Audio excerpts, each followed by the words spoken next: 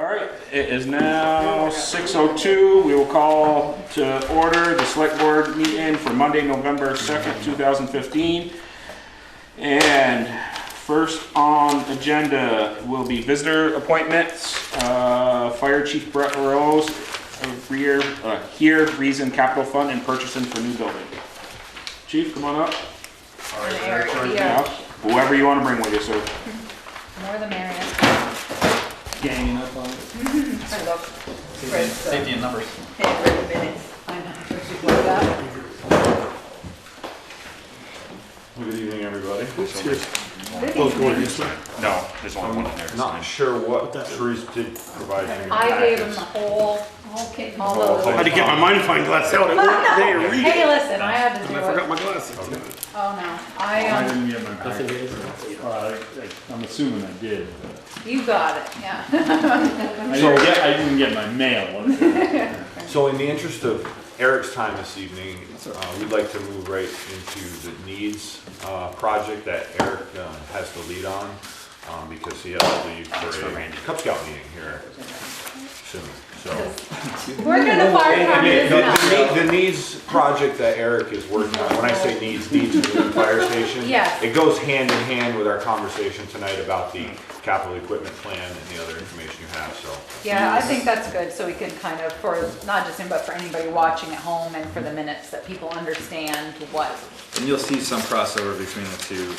Some of the larger pieces of equipment I tried to put on the needs list, just wishful thinking that we could get it paid for. Not through the capital budget, but I know that those things were not on the original capital budget plan. So with the capital needs working group, the needs working group for the new fire station on West Street, I went about it first and I developed a list of the things that I think we need that aren't being paid for in the original quote. So I have that list here, and I went through room by room, TVs, desks, chairs, tables, projectors, screens, and just quickly went out to the internet or to different catalogs from office product supply stores and got quotes in the neighborhood to kind of come up with a total, which is roughly going to be 95,000. We're thinking.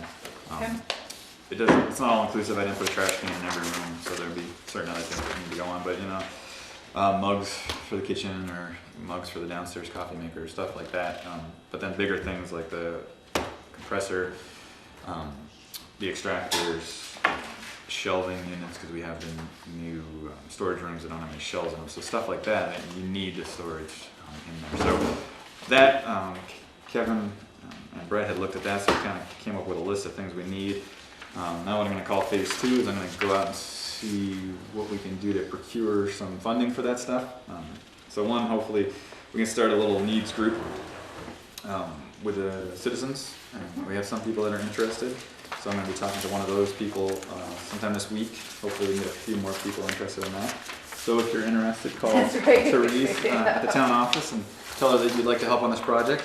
Yeah. And then talking with Josh over at the police station, they got some grants for some TVs, or there's other grants that are out there to try to work different angles on different things and kind of develop where we're going to get that money from, or potentially where we could get that money from. We've talked about online fundraising things, so a bunch of different stuff is kind of bounced around. We haven't said anything in stone yet, but I kind of want to give you guys an idea that that's the list of unfunded things that we're still working on. So even when the station's done, some of it may be covered by Brett's if we fall short, but hopefully we could get some of that stuff done. And how much did you say that was again? I'm sorry again. 90,000 with my very big ballpark Yeah. Estimates, but. estimates. I didn't get quotes from any specific dealers, but just drop screens or projectors. I haven't prioritized them yet on what needs to be done or doesn't. And then today Joel had sent me some pictures of some stuff that he might be able to procure from National Bank of Middlebury. Also, I think the police station got some stuff from Federal Credit Vermont Federal Union or something like that, yeah. So there's things like that to go after, and then UVM has a surplus, the state has a surplus. I talked to them at their conference. So there's a bunch of different avenues to go. We're going to kind of form a citizen committee and see how we're going to attack it, but that's kind of where we sit now. Are you thinking at all toward public pledges? I was talking with Brett about, we did that when we did it at St. Ambrose, and people made pledges over the next 3 3 to 5 years, however you wanted to do it. It's a capital campaign from. Yeah, and it worked out very, very well for A lot of us. people Marion didn't Baker use it could with fill it, you in yes. on the, Yeah. but it did, we covered it, amazingly enough, I don't know how, but we did. And I, for Yeah. one, have, one more payment due there, but I would like to do something for the fire department as well, so. That's You have to be, interesting. you have to be careful with that because River Rescue did that and then people that didn't follow through. Oh, I'm sure. So, you know, you do have to be, I mean, it's a good idea, but you do have to be. Yeah, we haven't had any problems. I'd be cautious with names on the wall too, but I mean, I think Millbury has. I don't know. So, Yeah. it's a Anyway, public building, so thought. we'll talk about that. But yeah, all That is a ideas good like idea. that, that's why we're gonna try to get the citizen group together to come up with any idea possible to fund this thing. And that's kind of where we're standing now. So it's in process and we're working on it.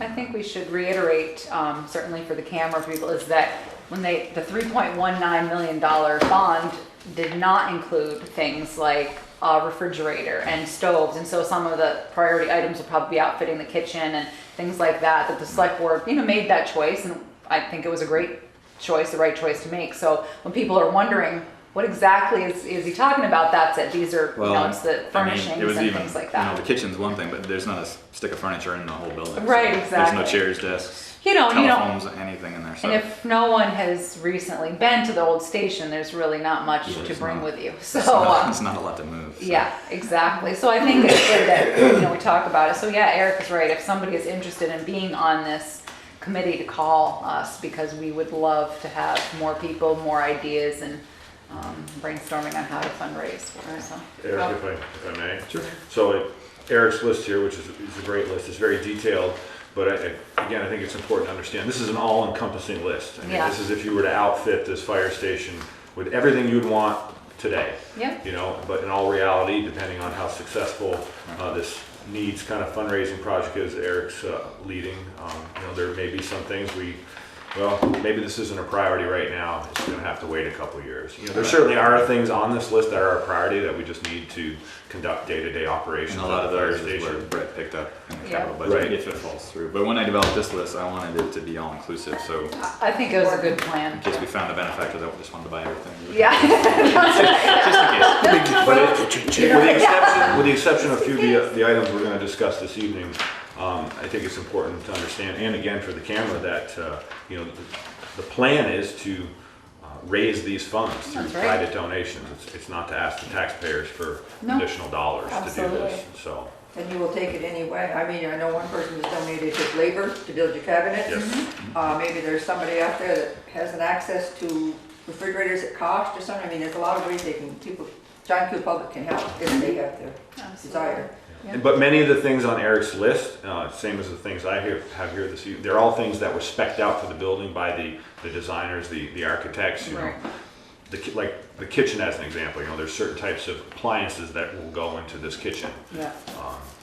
But there are some things that certainly could be donated. Like Eric said, I've seen some very nice furniture, some pictures that Joel shared with us that the National Bank of Middlebury may be willing to donate. So. But at least get you going and 10 years down the road when. But to Teresa's point, she's absolutely correct, and again, I think it's important for everybody at this table to understand, and those on camera, there's really not much at the old Bristol Fire Station you can take with you. I mean, I can't screw those chairs together anymore. They're 50 years old. We milk stuff as long as we can. It's Yeah. time to upgrade some of our appliances. Yeah, absolutely. So I think that's good. So, but yeah, I was happy that Eric had stepped forward to just said he would take over because I wasn't sure to walk around your building, figure out what you needed. So I think it's good, and more citizen volunteers would be great. So it's good. So and it was definitely an all-encompassing list, which is what you needed to do. So. Right. And we're looking for stuff that'll last a long time. So to Brett's point, the commercial stuff from National Bank of Middlebury makes sense. We couldn't take like a recliner out of somebody's house. It's just not that type of place. No, right. It's going to need to be there for a long time, and we don't want to move a lot of our cabinets so you have to wiggle the doors and jam them shut. That may be because the floor is not right. So, I could be. some stuff we might hold off on as opposed to taking something that's not quite as good as it should be. I think it's a good start, and we're going to be working with the town to get this stuff done. That's good. So thank you for doing that. We're certainly appreciative. Thank you, Eric. You want- You guys got any questions for Eric? I'll have to teach the youth. You're welcome. The youth of Bristol. Oh, hang on, I got another 15 minutes. Okay. So if you would like, I do have a little bit larger copy of the capital. Okay. The same one yeah. Therese distributed. Because even with my glasses, I was having a hard time. Reading that. I had my magnifying glass out. So you guys are good. You want another one, Sharon? No, I'm set. I'll take it and put it in. Take one? Sharon? Put it in my folder. In your packet too, for the handwritten minutes. for the meeting. Oh, do you need a copy? Do you have a big copy, Peter? Okay.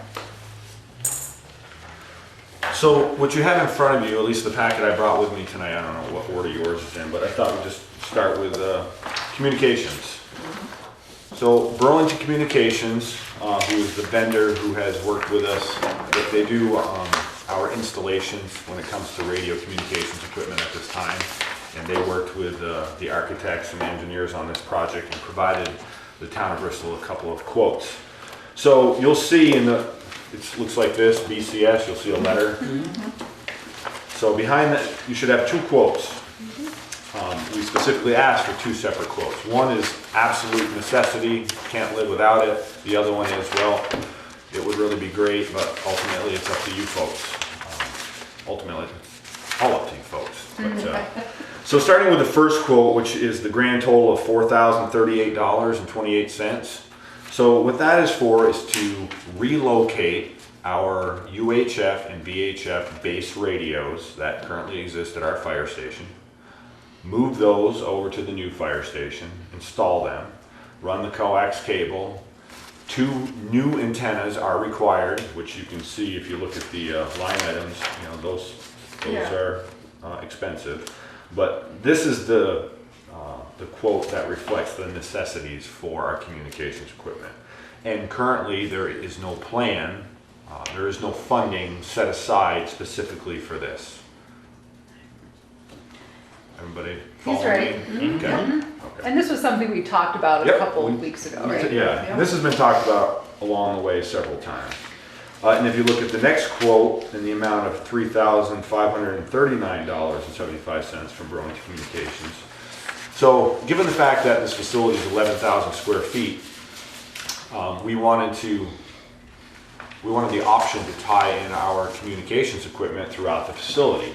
I mean, currently, because the room we previously used, the old fire station, I mean, it was our meeting room, our training room, our office, our kid, all in one. So everything was right there. But now we're in a large building, it's spread out.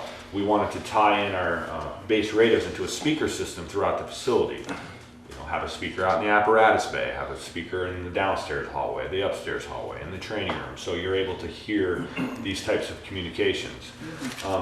This price reflects that installation, including the speakers. I didn't do a breakdown, but one thing, you know, we could consider just to get the infrastructure in. I'm guessing that the wiring is obviously much cheaper than the actual speakers themselves. You know, well, they're building and got walls opened up and before they sheetrock and all that, put in the infrastructure, something for you to consider, and perhaps we could buy the speakers down the road, if you folks wanted to look into that. Also put the conduit in and, Yeah, get everything that's gonna be hidden behind the sheetrocked walls. yep.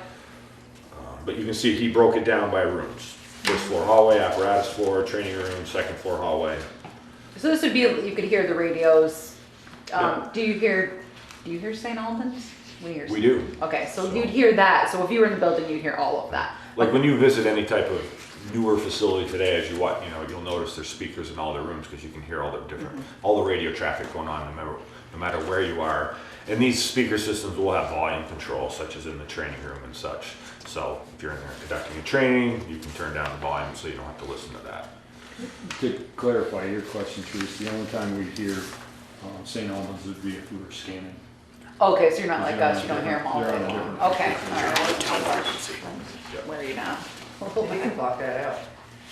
Not with ours, but. Comes across from the town frequency. Yeah, it's the town frequency it's coming across on. It's just a bleed. But that's, I think the PD does that. When you go in there, I can hear radio, so I think they do the same Just thing. again, something for you folks to consider, but regarding all the work that's been quoted by Burlington Communications, currently there is no budget for this work.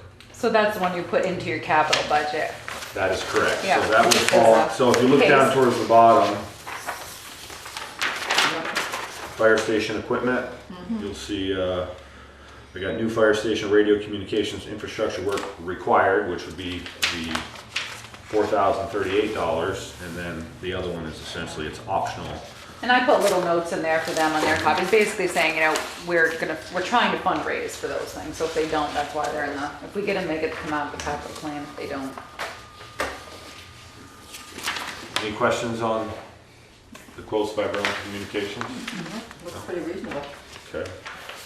So moving on. The next page of my packet is the pneumatic compressor. Looks like this. Yep. I don't think we have that one. No, I copied what I have. Yeah, we don't have that. No, second. You're on the back page, Joel. That's the front. No, we don't have I that. don't think we have that. I don't have that one in one of my You go, Brian. We have this. things. Give that to Brian. Anybody else need one? Dan Joel does have. Oh, yeah. We have that. Joel does. Oh, he's got one. Yeah, we don't have the pneumatic compressor. It wasn't, I don't have it in my packet. There I you didn't go. have that one. The pneumatic air compressor, which was spec'd out by this Jobber's Warehouse. It's someone Kevin Harper has worked with on some of his previous projects, and this is the compressor that was recommended for this facility. And not to be confused, because there's two different compressors in this facility, one of them which we already own and will bring with us. That is the air compressor that fills firefighters' breathing air bottles that go on their backs. Yeah. This pneumatic air compressor is for to provide air for the air brakes on the trucks, and also it is the air compressor that will provide air to our air horn system, and also provide extra air chucks for filling tires and so on and so forth. So Now, what are you cans. currently using? One that. It's the 1950s compressor. Solar. The big one in the basement looks Yeah. like a VW Beetle? No, not the tank, that's the So- tank. Okay, So the air tank in the basement, the one at the Big. size of a VW Beetle, that is coming with us. okay, Because the town of Bristol, you folks approved that purchase 3 years ago, I think it was. So that's a Okay. new tank, and we're taking it with alright, so us. that's going. It's already in the design, and it's Okay. meant to marry up. That air tank and this pneumatic compressor will sit on top of the mezzanine Alright. inside the apparatus bays. It's So the- very okay. quiet, and guys, like, you won't even hear it. Yeah, it's amazing. Alright, so that's So the this tank. is Okay, I thought it was a $7,300. one thing. That's what he quoted, $7,300. Yeah. We don't have an official quote, but that's the number you can see it written on page 2 on the Then you backside. do the 9 blows on the horn. it'll Yeah. Suck that dry, so that's Yeah. what the bigger tank is for. Okay, So, that makes sense. and Alright, again, it's shown here under the fire station equipment and the capital plan. Second But line. new fire station pneumatic air compressor, which is required. We have to have air for our air brakes. Yep. We have to have a new whistle. We have to have the whistle. there you go. Alright, Okay, moving on. There's no questions with that. Oh, yes, Michelle. You're probably going on to the next one. I was trying to figure out if this one was, No, so yeah, there is no This is formal really- quote for that Okay. pneumatic compressor. So the next page, in the packets I gave you from Poseidon Air Systems. Yep. So that's our vendor who we purchased from 16 years ago, our current air compressor that fills firefighters' air bottles. And they're the ones that provide our annual service, because that has to be serviced every year. But part of our capital equipment plan since last year that you folks approved, we are in need of our containment system. We currently don't have an OSHA compliant containment system to fill our air cylinders, because if one of those was to have a catastrophic failure, it'd essentially be like a missile. So when I say containment system, which you have a picture of on page behind that, that black box there, that holds 2 air cylinders where they're being filled. So it's completely enclosed. If one of them was to have a catastrophic failure, it would be completely contained in that system. And that has been a part of our capital plan, and that is listed under, up at the top, personal protective equipment, no. I didn't Life put it- safety equipment. Life safety equipment, thank you. The air cylinder fill station cascade system. So that's $6,775, that's for the purchase of that containment system. Just this thing. Just that thing. Yeah. Yep, the Basically compressor. a blast chamber. Yep. Yeah. Not amazing. So, and that will marry up with our current compressor. Yeah. So all these And so other- this full price, this $10,210, that is for Poseidon Air Systems to, it's to purchase this containment system and bring over our current system, hook it all up, you know, run the wires or the hoses, the air hoses that need to be run to fill our onboard cascade system on our utility truck, set up our air room, because one of the things in this design of this new fire station, we have a noise problem currently with this compressor. So it's gonna be behind a wall. So he's mounting a control panel, if you will, that's standalone in a separate room. So to protect everybody's hearing, he's gonna put in this control panel. So this price reflects all the work that needs to be done for our air system, for our firefighters' breathing apparatus, including the containment system. So you've broken it down, is that it, Brett? So some of it's under life safety equipment and the balance is under fire, is then the Fire station 34 equipment. is under the equipment? 34, 35, 50? Yes, that is Okay. exactly what I Last did. line. Okay. Yep, last line, All right, under fire station equipment. Yep. that makes sense. All right. Any questions on that? So, okay, the Yes. 10.2 is that 34 plus the 67. Yep. Correct. Okay. Yep, correct. Everything they need to do. Yeah, no. It says PSI's hose from compressor to hose rail, but this is in the room, right? So what he's referring to, there'll be a hose reel mounted to the ceiling in the Oh, okay. apparatus bay because our utility vehicle has that Right. onboard fill station. So Okay. that's what that's for, Okay. to fill the truck. Yeah. That's what that first line item is that was Yeah. Gotcha. Okay, moving on to washing extractor. There's a quote by Reynolds for a Maytag washing extractor, washing machine, if you will, for the price of $5,110. That was also previously included in the fire department's capital equipment plan. And then on the next page, you can actually see the specs and a picture of that item. So as you've heard me talk about for several years now, and a lot in the last 8 months, is the importance of firefighters washing their turnout gear. We are exposed to carcinogens and contaminants that are cancer causing, and we don't wash our turnout gear nearly as much as we should be. And currently, we have a Shelburne Fire Department, helps us out a little bit if it's an emergency, but any significant decontamination or repairs, this is being shipped off to a place in the Bronx, New York, or Brooklyn, New York, Brooklyn.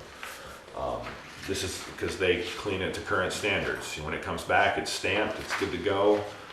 They're the ones that inspect our gear. Obviously, if somebody has a hole in their gear, we can't repair that. That still needs to be shipped away. But as far as cleaning, it's just essential to our day-to-day operations. I mean, perfect example, our firefighters spent 10 hours fighting fires this weekend, and they were soaked with contaminants, and first thing we should have done when we got back is started that washing machine. But nope, their gear is hanging in their lockers right now, it might still be wet, and it's full of those contaminants that they're gonna put on next time they go out on a call. So, And the other benefit of the extractor is it makes your gear last longer because it starts to deteriorate the heat protection of the gear itself. How many suits? That's what I was gonna say, how many can you do at one time? so it's a great question. So this particular machine is based on, if you look on the back, It says 1 to 2. so this is the 25 P, yep, it says how many? 1 to 2 sets. 1 to Yep, 2 1 is to what 2 it sets at a says. time. And I I mean, it was a significant cost difference between, the next step up in extractor and giving how often it will be used. We thought that was adequate. So, but obviously it will take, someone continuing to come back and swap things out. I read it somewhere. It's Because I right. noticed it said 40 pounds and it said 18, I'm like, oh, does that mean they can put 18? No. I didn't No. think If you look, it says it right on the. Yeah. I saw it somewhere. It's on the quote. So again, that was. It's on the quote. Yeah. So again, that 1 to 2 price sets. was in our capital. Gear washer, plan from a year ago. 250, 1 to 2 sets. Oh, okay. There you go. I But read it somewhere. that's the 25 pounder, they're looking at the 40 pounder. No. No, No, they look the 25, and actually the 30, they don't even make anymore, I found out. The quote is for the 25 pound, it says right there. Yeah. Yeah. Gotcha. It's right on the quote. Okay, 2 sets of gear is probably The like picture of the 240. Ford, right? Yeah. I was very careful to find the right number. Any questions on the extractor? Okay. The next page would be the quote from Bergeron Protective Clothing during the fire station design process. This is the gear dryer that was spec'd out to fit in this, our washroom, if you will. It holds 6 sets of turnout gear. And I believe you can also utilize it for drying hose. But anyway, you can see the price tag on it. And you know, this is one of those items, it is on our needs list. This is not part of the current fire department capital plan. We're hoping to acquire the funds for this.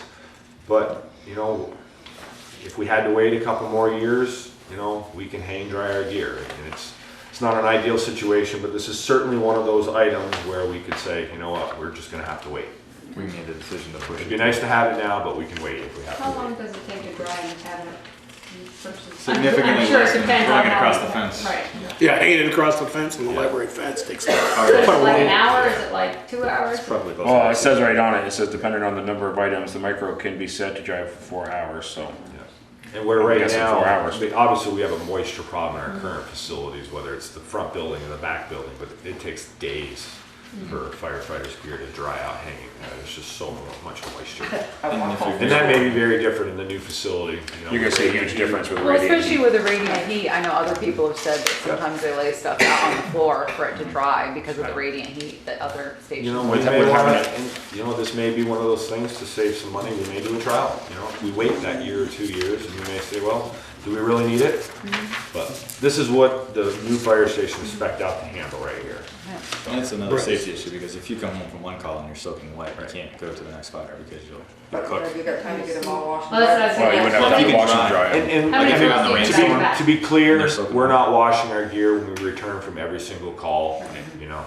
You're talking the interior people, so you're talking 6 to 8 people. Oh, And okay. I'm talking if you go to a rainstorm Yeah. and you get soaked outside, and then you have a fire call 2 hours later, your gear Well, you're should still go not into gonna a do that fire. though, because it's saying it's taking up to 4 hours to dry them, so you're Well, not gonna now go it's back taking- out in 2 hours anyways. Now it's taking That's 2 days. Yeah. Well, yeah, I know it's gonna take considerably shorter time, but Right, And the only time your radiant floor is gonna dry, it's in the winter. Yeah, So true. why not you run that heat or I come something? home from school and I see Brett stuff and Bill Elbow stuff, I know they've been out. Hanging on the fence. is this cabinet And electric the heat? porch. That is electric heat. And I know you guys go into some of your meetings in efficiency, Vermont, sitting at the table, was real concerned about, you know, your electrical usage. Was this, That's all part of it. Yep. was it part of it and approved? Oh, okay. And this is the same one that fire guy has. Yeah, this is the same dryer that the Vermont Fire Academy has down there. It was the one that was, we looked at several different options and this is the one we ended up with. Okay. All right, any more questions on that? How often do you guys go out back to back? What's I mean, I that? know it's hard to, I said, how often do you guys actually go out back to back calls? Like within a This year? weekend? Well, I know this Couple weekend. times a year usually. And then, or something like a, ice storm or a windstorm, where there's a lot of trees coming down, it may be a number of calls. Yeah. They may not, you know, the majority of the calls are not fire calls now, they're alarms and assistance calls. Okay, so next is the mobile gear racks. So these are for our locker room, for our turnout gear room. We currently have 3 of these already. We've, over the last, it's taken us about 7 years to acquire 3 of them. One of them was acquired with a grant from Neat Repeats that we wrote many years ago. That was the first one we got. And then one was, we were able to purchase at the end of a fiscal year. We had some money left in the budget. You folks let us purchase one. And then maybe a few years ago, we purchased one out of capital money that you approved. But as you can see, there's a significant price tag on the gear lockers. But unlike we used to do many years ago, the majority of all our personnel, they keep their gear at the fire department. They hang it, it's there, so when that alarm goes off, they come to the fire station, they put on their personal protective equipment in the daylight, you know, in a warm, well-lit place before they get on that truck. then when they get to the scene, they're ready to work. Where in years past, we used to carry that gear with us in bags and get dressed in snowbanks, and Yeah. it just wasn't ideal. And Well, those that don't but I live can in town think still of, do yeah, that. there's at least eight firefighters who are, they're sharing lockers now because they're just so crunched for space. So to finish our complement of lockers that will be required for the amount of personnel we have, we need 3 more of the 6-section lockers, which you're looking at there on the first page at the bottom. And then for the wall, we're gonna, because of the wall space we have available, we're gonna use the 3-sectional wall-mounted version, which is that top picture. So you can get them in a wall-mounted version or on casters. So it will be movable in the new building? No, they're on casters, so they're movable. But that's a decision we need to make regarding the wall. I mean, because you can see they either come with casters or you can get those in wall-mounted. Like I believe Middlebury Rescue, theirs are all wall-mounted. I think they are. I know they're up against the wall. So, I like being able to move them because it allows you to clean your floors periodically by getting that stuff out of the way. So, but you see the quote for the remaining lockers required, and again, these items are on Eric's needs list, $7,113. It's been a while since you asked me to repeat. It has been, yep, Might be time to ask them, yep. explaining the situation. That would be one of the avenues that my group would look at. Yeah, I would think, yeah. Yeah, we actually tried, we tried them pretty regularly. We tried to the washer a couple of times. Yep. We did try with the washer. Yeah, and, you know, they don't always have the funds, and Right. and they get a lot of requests, I'm sure, but. And some of your practice, you guys can disregard the last piece, because after I got clarification from Teresa, I'd already printed these, the signage for the new fire station. Apparently you guys have a plan for that already, so. That plan has changed, so. You know, I saw that too. Karen, to Sharon's point, there are funding sources out there. You know, Eric's obviously done a ton of work already. The assistance to firefighter grant's about to be announced. That's the big national grants through FEMA, where there's opportunities. They haven't spelled out exactly what you can get yet. But I mean, this is a huge federal application. You know, Mark Bouvier and Peter Coffey had tried in the past and were unsuccessful. I plan on trying this year with some help from a grant administrator I know. And, but remember, this takes time. This takes a lot of time to write grants, you know, and I know none of us signed up for a paycheck, but you know, that's our time. Yeah. And just, we have to keep that in mind as we're doing this work. I mean, For sure. these guys, particularly my officers, they just give. And I ask. If, yeah, if you do that, if you decide you're gonna go for that grant, and then let us know. Oh, certainly, you know, and I will lean on people. State office. Yeah. Definitely, because they're, you know, when you work on a big grant like that, there's pieces, you're gonna have information here I'm gonna need. Right, You know, exactly. you or Jen can help me out, or Pam, Yep. things like that, but, the funding sources are there, it's just, we gotta pull it together and find the time and not kill ourselves along the way, I'm not scared to leverage off anybody. Yeah. so. Doesn't hurt But to we ask, I we're mean, very it's really hopeful that Eric is, successful, at least partially, with this, needs project he has, because that will certainly be a, Well, maybe there'd be somebody in that group that would be willing to help with writing a grant as well, which Maybe. could save a lot of time. you know, Eric's gonna ask that question, right? Here's now. What else can you do? People are watching, who knows? That's right. Volunteer. All right, does anybody have any questions for Eric? Are you gonna stay for a Right. second? I can, After, Yep. so we can do the co, I'm sure that. next meeting's not till 7:30. Okay, good. I think that, Thanks. thanks that Brian could fit, Thank you, Eric. Craig in. Thanks, Eric. Since, Good luck with your stuff. if you could sneak Craig Thanks, in. You- Craig, come on up. He's pretty big to sneak in. Hey, easy. We're gonna skip over the police department at this point in time, and we're gonna go to Lister Craig Scribner, number, no, there's no number, but it'll be the third one down. Reason, townwide reappraisal. Mr. Scribner. We think it's time. The board of listers think it's time for a townwide reappraisal. The last one was completed in 2005. There are many buildings that have had many improvements to that, well, when you see a dumpster outside, you know, they're kind of doing over the inside of the house. Conceivably, we could go over and say, we'd like to come in and look around, but we don't typically do that. The land schedule is way out of whack. Most home sites in the village, quarter acre, are running around 33,000, and they're selling between 65 and 85,000. So we think that's way out of whack. That's a big difference. And there's some roads on the last land schedule that were done, pardon me, that they didn't have all of the roads down. Our current common level of appraisal is 93.49%, which is very good. The threshold is 80%, and at that point, the state will mandate a reappraisal. Our coefficient of dispersion is currently 14.45%. And when you get up nearing 20% on the COD, the state will require a reappraisal. Between 10 and 15, that's not a problem, but it means that our assessments are out of skew. We have 1,575 approximately taxable properties. And the industry at the time, according to our district representative, runs $75 to $100 a parcel. A total of $157,500. At the low end, it'd be $118,125 to $157,500.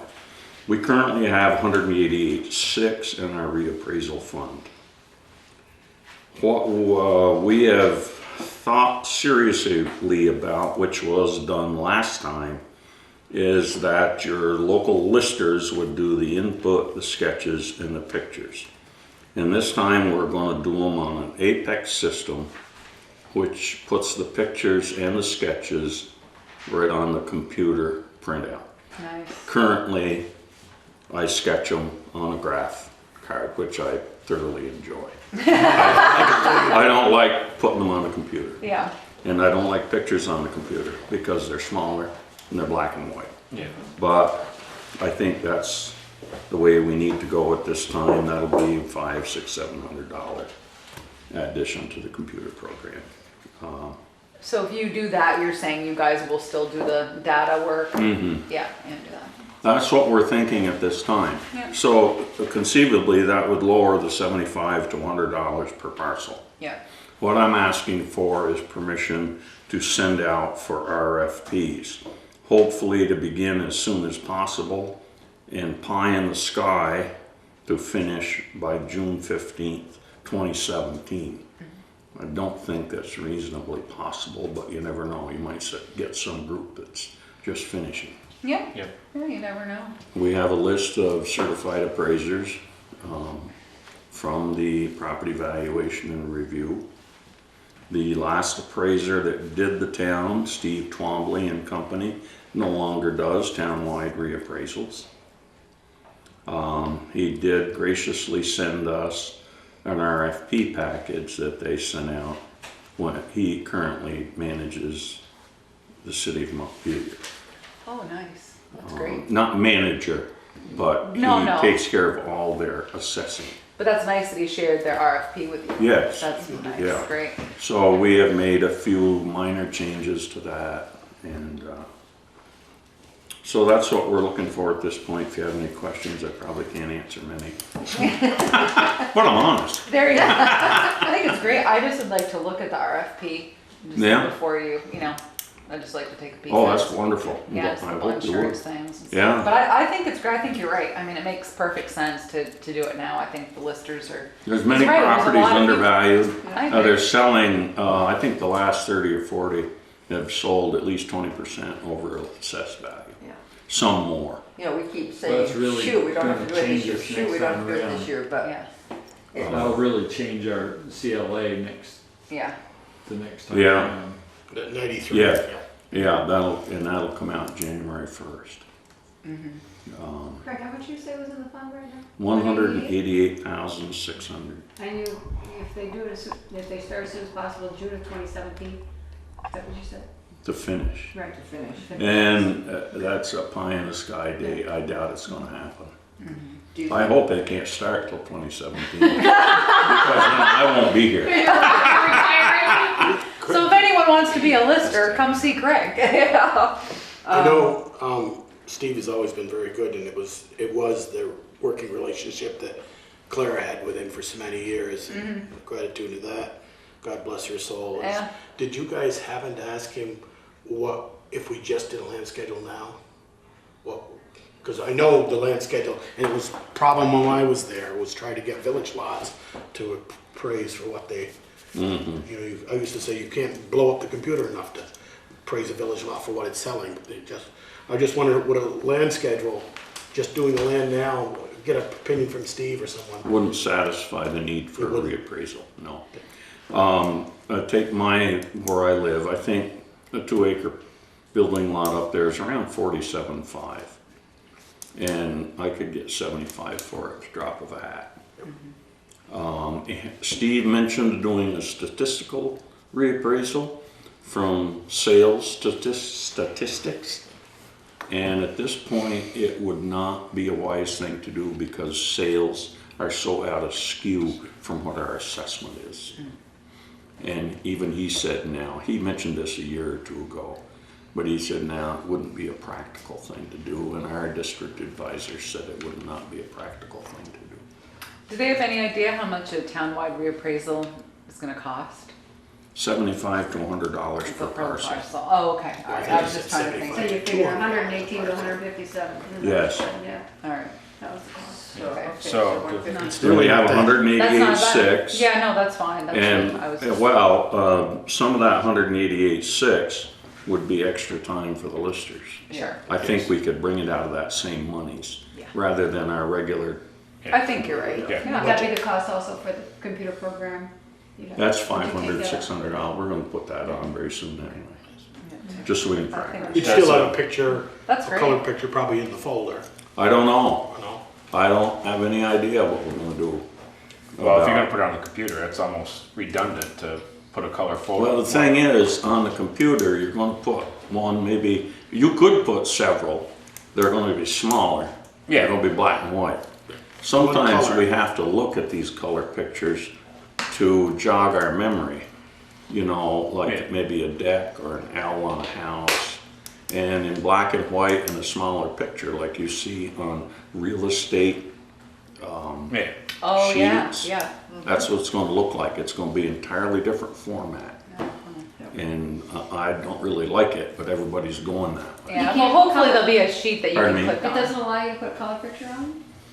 I don't believe so. I mean, But I could not swear to that. I'm thinking some of the stuff that I do for the office that I've seen color pictures on them. So, but maybe it's the program. They're smaller. Yeah, Now, they I are. suppose if you had a 2 or 3 page cost report, then you could have several pictures on it. Right now, we might have a 3-page cost report for someone, and we might have 2, not cardboard, but cardstock Hard stuff. pages of color pictures that are Could you 4 get by like a 6. 60-inch monitor, doesn't that make I mean, the 75 to 100 is, I remember when we did it in 93 and 2005, I was just leaving in 2005 when it was $60 and $90. That's what it was, and I had no idea. I It can't was between $60 and $90 a parcel then. That's good. all right, does anybody have any questions for Mr. Scribner? Give him your Do we blessing. have a motion to go ahead to allow him to start the process of a townwide reappraisal? I'll make the motion, which is I'll regret that later. When it comes We're all to your gonna house. regret it. We're all gonna regret it, but it is what it You is. can't come see my house. Do we have a motion? Do we have a second? I will second it because I'm going to bed in bed. All right. We have a motion, we have a second. We have any further discussion? All those in favor to let the listers move forward to start a townwide reappraisal, say aye. Well, Alright. wait a minute, it says an RFP for a townwide. Well, Approve start the RFP? process, to start the process. I think we should make it clear is everybody here makes it sound like their taxes are gonna go up. Their taxes aren't gonna go up, No. your assessment's gonna Your go assessment's up. Yeah, your tax rate always goes down. People don't understand Yeah, that. I think we need to make Some that are gonna clear go when we're up, some saying are this, gonna go down. you know, yeah, some are gonna go up and some are gonna go Yeah. down, but. Your taxes go up based in March town meeting, Right. not at a Based on realistic what we shows up. spend here, not based on what your house is assessed. Yeah, that's a good point to make. So, But if you have done a lot of improvements, yes, as opposed to some of us that haven't gotten there yet, there will, Mhm. there will be a difference. Yeah, and a few houses, now last year we took 2 houses off the rolls because they're not habitable. And they're still there, but they have no value. All right, any more discussion? All those in favor say aye. Aye. Opposed? You have the blessing, sir. Thank you very much. Thank Thank you. you. Have a good night. All right, we're gonna jump back up to what we call number 2. Standing in for Chief Gibbs will be Sergeant Crow to talk about salary adjustment. And are you gonna talk about the hardscrabble thing too? I'm going to. You're going to? Okay. Did we, oh, okay. Come on up. We're not gonna let Brett finish? Well, Brett is done we'll do until we the move number down. 2. We'll do number 2. Well, because I'm not sure. Peter, are you here for the revolving loan fund? no, No? Oh, okay. Oh, Sharon, okay. So, the police chief is sick with the flu, so thank you for filling in. He's getting the flu shot next week? This Thursday. So, anyway, so, you had received this information already, on the, but in case you didn't have it, I have it. I didn't put it in this week's packet, but I'll give you another copy. Here, I've got one. Okay, can you give that to Peter and Michelle? This I has had to the go digging for it, but I found it. and, I have mine. oh, there you go. So anyways, basically what Sergeant Crow is here is to see if you had any questions about the data. If there was anything that we didn't provide, that you wanted provided, and you can see at the very bottom, I've put in some information on average of high, low, that I thought that Sergeant Crow made a really good point on one of the last columns, so the right average with high and low removed. He removed the highest and the lowest number, and I thought that made a lot of sense. It's on page 2 or 3. And for you. And anyway, so I guess I spoke to Brian today, and he was asking me kind of what we were looking for, and what I believe Sergeant Crow and the chief and I were looking for is if you had any more questions about the data. If you don't have any questions about the data, do you want to just move forward and just use these numbers in the police budget and see where we end up, and then you'll vote on the budget later. That'll come to whether, you want it, whether or not you want to adjust these numbers, we'll talk about during budget season. We just want to make sure that you have all the information that you think you need to make a decision. We're not asking you to make a decision tonight. We know it needs to go in the budget. We just want to make sure that we've answered all your questions. Okay, so I have a couple questions. When you guys compared the numbers, you just compared salary numbers, you didn't check on like benefits, vacations. We sick, didn't, because we insurance, didn't have all time. those. By the time that we ended up getting started on this, we didn't have time to do it. And the compensation report actually just came out for this year, beginning of October, right? Or middle of October. middle of October. So we have it, and that's something that we talked about looking at later, was to look at the compensation packages as far as what other benefits people get. This was strictly a salary comparison. The other thing too, I think it's important that people realize a salary adjustment is different than a raise. A salary adjustment is, we've done those before for employees here, trying to get people who do a similar job to be at a similar rate within the town or within their field. I don't know what Therese gave, I'm sure she gave some of the history, but we've done surveys like this in the past. And historically, we've had a set core group of departments that we've looked at. From last year to this year, I changed those a little bit looking at other departments. Randolph was added. Randolph is actually a pretty good, real good comparison to Bristol, because they do have a police district like we have. They, instead of being a townwide department. They get Oh, full-time officers. They're just the downtown or just? Just Their the village. district And I know overall, 2.5. 2,000 more miles. residents, but Yeah. that's the entire town. Yeah. 2.5. Their patrol area is 2.5 square miles. Yep. And then after taking those 14 departments that are on the full list, I looked at that and narrowed it down to departments that are Right. of equal size, both with closer to grand list, call numbers, and budgets.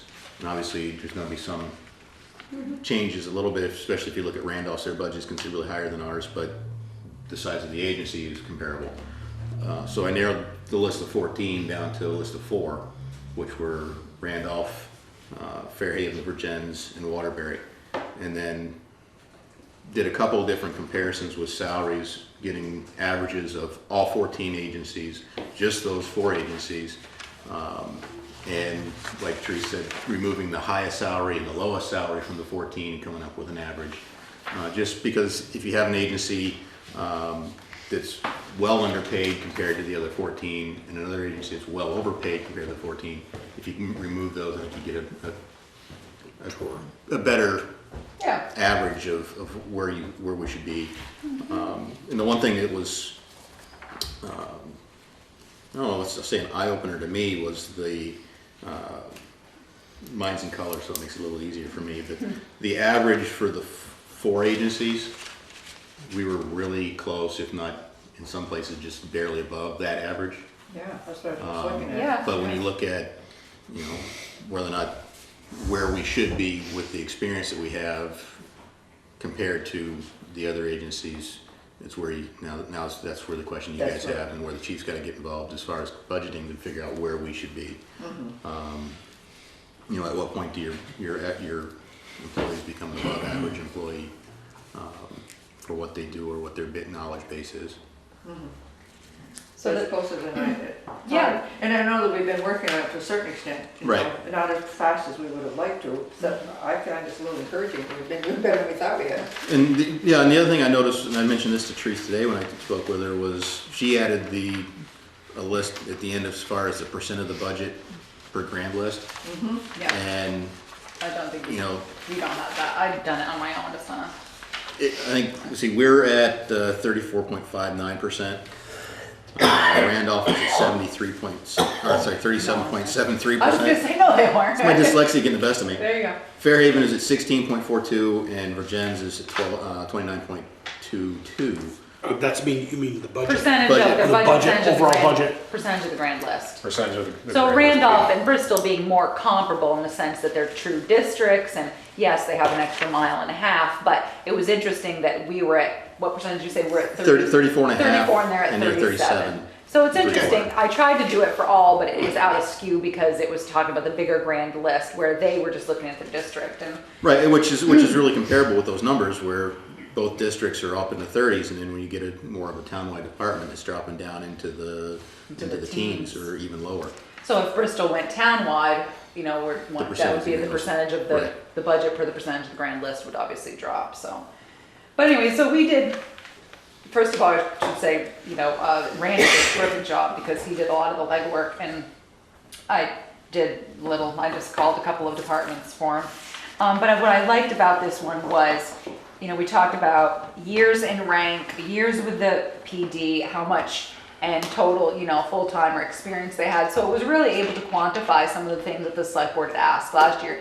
How long has someone been to the department? Are you comparing apples to apples? Are you comparing a chief that's been there for 2 years to a chief that's been there 20 years? So I think that was really helpful this time, and I liked that Randy had done call volumes because that's interesting as far as similar calls for different districts, and so I think it was really good.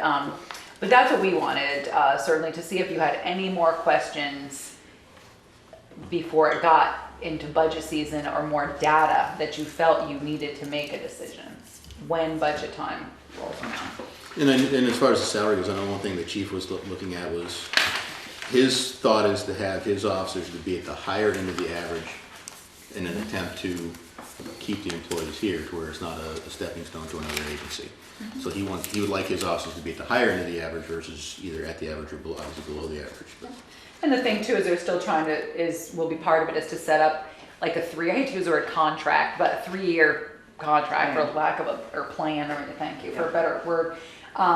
This is what you're gonna do now, and then what are you gonna do in the future? That way it's just really helpful about your planning ahead. Okay, this is what you're gonna get and this is what you're gonna budget for the next few years. Especially if somebody needs a salary adjustment that you feel you can't give all in 1 year. Okay, we're gonna give a percentage of it this year and then we're gonna move from there. So it gives you a plan for the future, which I think will be helpful. and also keeping in mind the increases Yeah, through those years as well that would normally be there already. absolutely. Randy, this line here, where it says state, is that just the average of these or a state average of all The chiefs? state average is of all chiefs. All chiefs. So that was. It's all that's- sergeants Right. and all So patrol. where it says state average, that's out of the Vermont Leagues of Cities and Towns. Okay, And that's not just this group. No, that's The average every is agency that the applies. third That's including Burlington, South Burlington, Right. the big Yeah. So cities. this average is just this group, or no? The BPD is us, the state is the state average, then there's the average of all 14 departments. Okay, all If 14. Yeah. And then the last one is all 14 departments minus the highs and lows. Okay. Okay, so where you're saying that the chief would like to aim to the highest. I think if you look over here, yeah. So what This is still the average ones. right, but this is what he's saying is, this is what Kevin is, I believe. These are the two options that I've talked to Kevin about, which is this one and this one. I think Randy actually had suggested this one. He felt it was the average with the high and low removed. We felt was a good number. So this is what Kevin would like to see. Okay, so that's what we're aiming for. Yeah, this is what, and like I said, nobody's looking for you guys to say, yes, we're definitely gonna do that tonight. You need to see it in context of all the other budget expenses. All I'm looking for is, it would be nice if you said, okay, let's plug this into the budget, see what it looks like, and then talk about it, during budget season. Because this one would go up, this one actually goes down.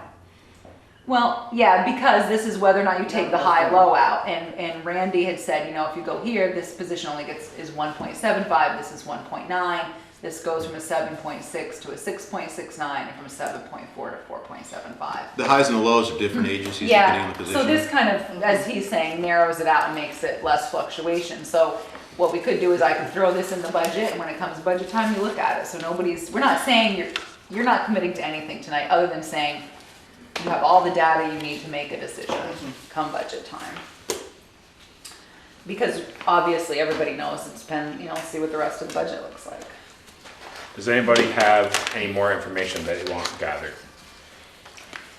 But I guess I'll ask at budget time, but maybe, I'd like to see how many specials I know how many specials we have work, but how many hours do they work a week? And what would it cost this department if we went back to full four? Oh, specials, you mean part-time? Part-time. Okay, I was like special duties, I was like, sorry, Joel. But it still needs part-time. So, all Well, right. when we had four, we hardly had any budgeted for part-time help. Oh, you're right, yeah, So I know that what would the it chief, cost us? And now that fourth person is going to be interim, or not interim, but Yeah. very low because they doesn't have the experience. I just would like to know. the chief did, Right. That's who we hired. Could be. but Joel, the chief did say that there was a cops grant out, and he was gonna look into it. Because of that, about being a fourth officer, is it something that you could do over time? Because the cops grants come in where we pay X amount of it the first year, second year, third, and then they have to be either in on the third year? No, a cop's grant. Free the first It's three? free for the first 3 years. Oh, I thought You budget what you're gonna pay them, and their increase for year 2, their increase for year 3, and it goes for their salary. It doesn't cover, I don't believe it covers benefits, as far as like health insurance, it covers their salary package. So year 1, 2, 3 is absolutely free to the town as far as their salary. The stipulation is you have to agree to keep them on after the year 3. When they're done, when the grant runs out on the 3rd year, come year 4, you can't get rid of them. Right, you have to make a commitment to keep them for at least You have 2 to keep years. them for 1 year. Was the last round of cops grant? You have to keep Okay. them for 1 year.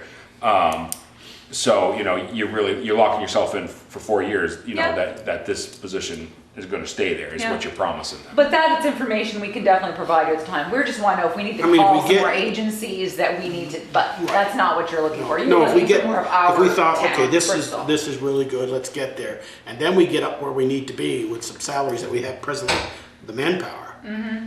And we've had the fourth person that comes in and it's being free somewhat. Yep, The salary is, till that third year, we've got the salaries where we want, and then we're not spending, I don't wanna be in 4 years have this conversation, but we really still need that fourth thing. no, I agree. I think, let's look at it and let's find, he can find out more details about the cops grant in the It may not meantime. cost us as much as we think, because we're paying, we might be 20 hours a week, I see Bob and Oh, Dory that's a on, good point. at least 2 You're shifts. doing a I lot. can tell you right now that what the chief has told me is he budgets for 2 6-hour shifts a week. And when I'm doing the schedule, when we are fully staffed and no one's taking leave, or no one's on any kind of medical issue or whatever, but when we have 3 full-time guys and I'm doing the schedule, I schedule one part-time shift a week, 1 week, and 2 the next week. So it balances out to 2 6-hour shifts a week. Okay, so when you say So you're it's- only working 6 hours. I So see. it's basically, it's a 2-week rotation. 1 week, part-time will work 1 shift, the next week they'll have 2 shifts. And then the So following a week shift is back. 12 hours? No, it's 8-hour shifts. Okay. So, but he's budgeting 2 6-hour shifts a week.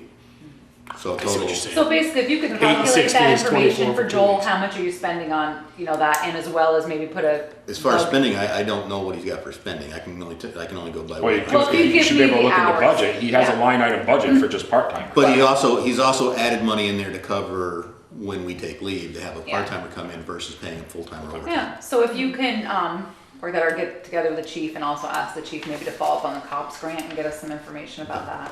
So if you That'd had be great. four full-timers, if somebody took leave, would you still need a part-time? When we had 4 full-time officers, we used the 4th full-time officer to augment those leave times whenever possible. Okay. I So want to say you- there's still a little bit of money in the part-time line to cover situations like, Unexpected. unexpected, or days like 4th of July when we have Yeah. more personnel working, Yeah. those type of things. But for the most part, it was concentrated on use of full-time. To bring us back up to the staffing we were at, when we actually had 4 full-time, technically we would only need a 32-hour position, because one of the full-time officers we had was a part-time certified officer, Correct. working 32 hours a week, 25 weeks a year per the statute. Yeah. That's changed with the new regulations and certifications for law enforcement, but to bring us back up to that level, we really only need to have a 32-hour position to bring us up to the staffing we were at before the 4th position was eliminated. Yep. So I think that's good to, so I think if you could just speak to the chief about that, tell him that Joel will be looking for that sort of information about the 4th officer and then the cops, that would be And I know he terrific. has been looking into that. Yeah, that'd be terrific. All right, does anybody have want any more further information for the salary adjustment information? This is very helpful. Very Thank helpful. you, Randy. Yeah. Thank you. It's nice to see you still sitting across our table. That's all right. All right, so who's talking about Hardscrabble Road? I will. So this would be above my pay grade. That's all I right. don't know that much about it. Well, I would be, Is that, For you. is that road north of? that's about the best I can do, yeah. okay, the situation with the hardscrabble ordinance is twofold. One is that Sergeant Crow realized that the enforcement officials in the amendment, in the original ordinance and then the amendment from 2 weeks ago were wrong. It just basically listed the Bristol Police and the Sheriff. So we've changed Article 6 for the enforcement officials, to say issuing officials shall include all law enforcement officials, just to, Well, this one did, the original one did say. yeah, but it did, yes, but if you were here from another department doing, ticket or click it or ticket or something like that, you couldn't issue a ticket. If you were a fish and game, you're not in here. So that's why he's saying, Department let's of just. Vehicles. Yeah. Basically, we'll have the clicker ticket task force So and that DUI spells task out who force. can, state police. Yeah, so sheriff. what we're You saying should is, just say law enforcement. It should so say- now we're just saying, shall include all law enforcement officials. Kevin also, once you voted last time, didn't get, it published, and, yeah, certain, to do the other steps. So he said, look, Therese, why don't we just ask the board to amend the ordinance one more time, this time getting everything correct, and that it's hard scrabble road from the intersection of Moncton Road, point to make sure that it's right, you know. So we've done it here. Moncton Road, 800 feet west, 100 feet west of Hemlock Drive, 0.03 miles, shall be 25 miles per hour in both directions and posted at that speed when school is in session. So that was the correction, so. All right, I think somebody, maybe certified right here. I thought I said They're that. all certified law enforcement officials, because that's what it Okay. had in this one. Okay, I can fix that. I was going by his text today. And Because I says here, Joel will remove to amend the ordinance to reflect the traffic study, and you just said 800 feet west, Yep. 100 feet, or about 3/10 of a Yeah. mile when school is in session. so I'll make, Sharon seconded. yeah. So, but, So the original one didn't say all law enforcement. no. No, that's, So now we're gonna kill two birds with one stone, because also, once you amended that, the clock started ticking for it to be posted in certain places, to be put out in the newspaper, and once, Sergeant Crow mentioned, or Kevin remembered that Sergeant Crow mentioned that that wasn't right, Kevin didn't do those steps, because he said, why spend the money to publish it yet again? Why don't we just ask the select board to, you know, rubber stamp their first amendment, and now let's see the second one. So it looks like with that change, Sharon, if you guys do it, I can type it up before you leave and have you sign it to make that change, and I realized I need to do it here too. do we have a motion? Make a motion that we make the change to the original traffic study to include all law enforcement for the state. All certified. All certified law enforcement officials. registered in the state of Vermont. There you go. All right, we have a motion, do we have a second? I guess that'd be a federal agent, could do that, would be registered in the state of Vermont. Okay. Any further Hold on, discussion? I'm just asking my, boy, we didn't have. the- I said registered in the state of Vermont, We should I didn't have not say that, because No, could a he's federal, saying- It's just certified. FBI guy? I don't even know that you have to say certified. I think law enforcement is perfectly fine. But we I mean, can say- you gotta be certified to be a law enforcement officer, All so certified law enforcement. you can't, it's a lot of, Okay. I don't care. I think certified is just a word that you don't need. I'll That's take my out the opinion. word state of Vermont, registered in the state of Vermont. Okay. So we're gonna FBI guy say, could stop somebody. Issuing Secret officials Service shall could stop include somebody. all They're never gonna write a ticket. law enforcement officials. Is that what we're going All for? law enforcement Okay. officials. Sounds good. All right.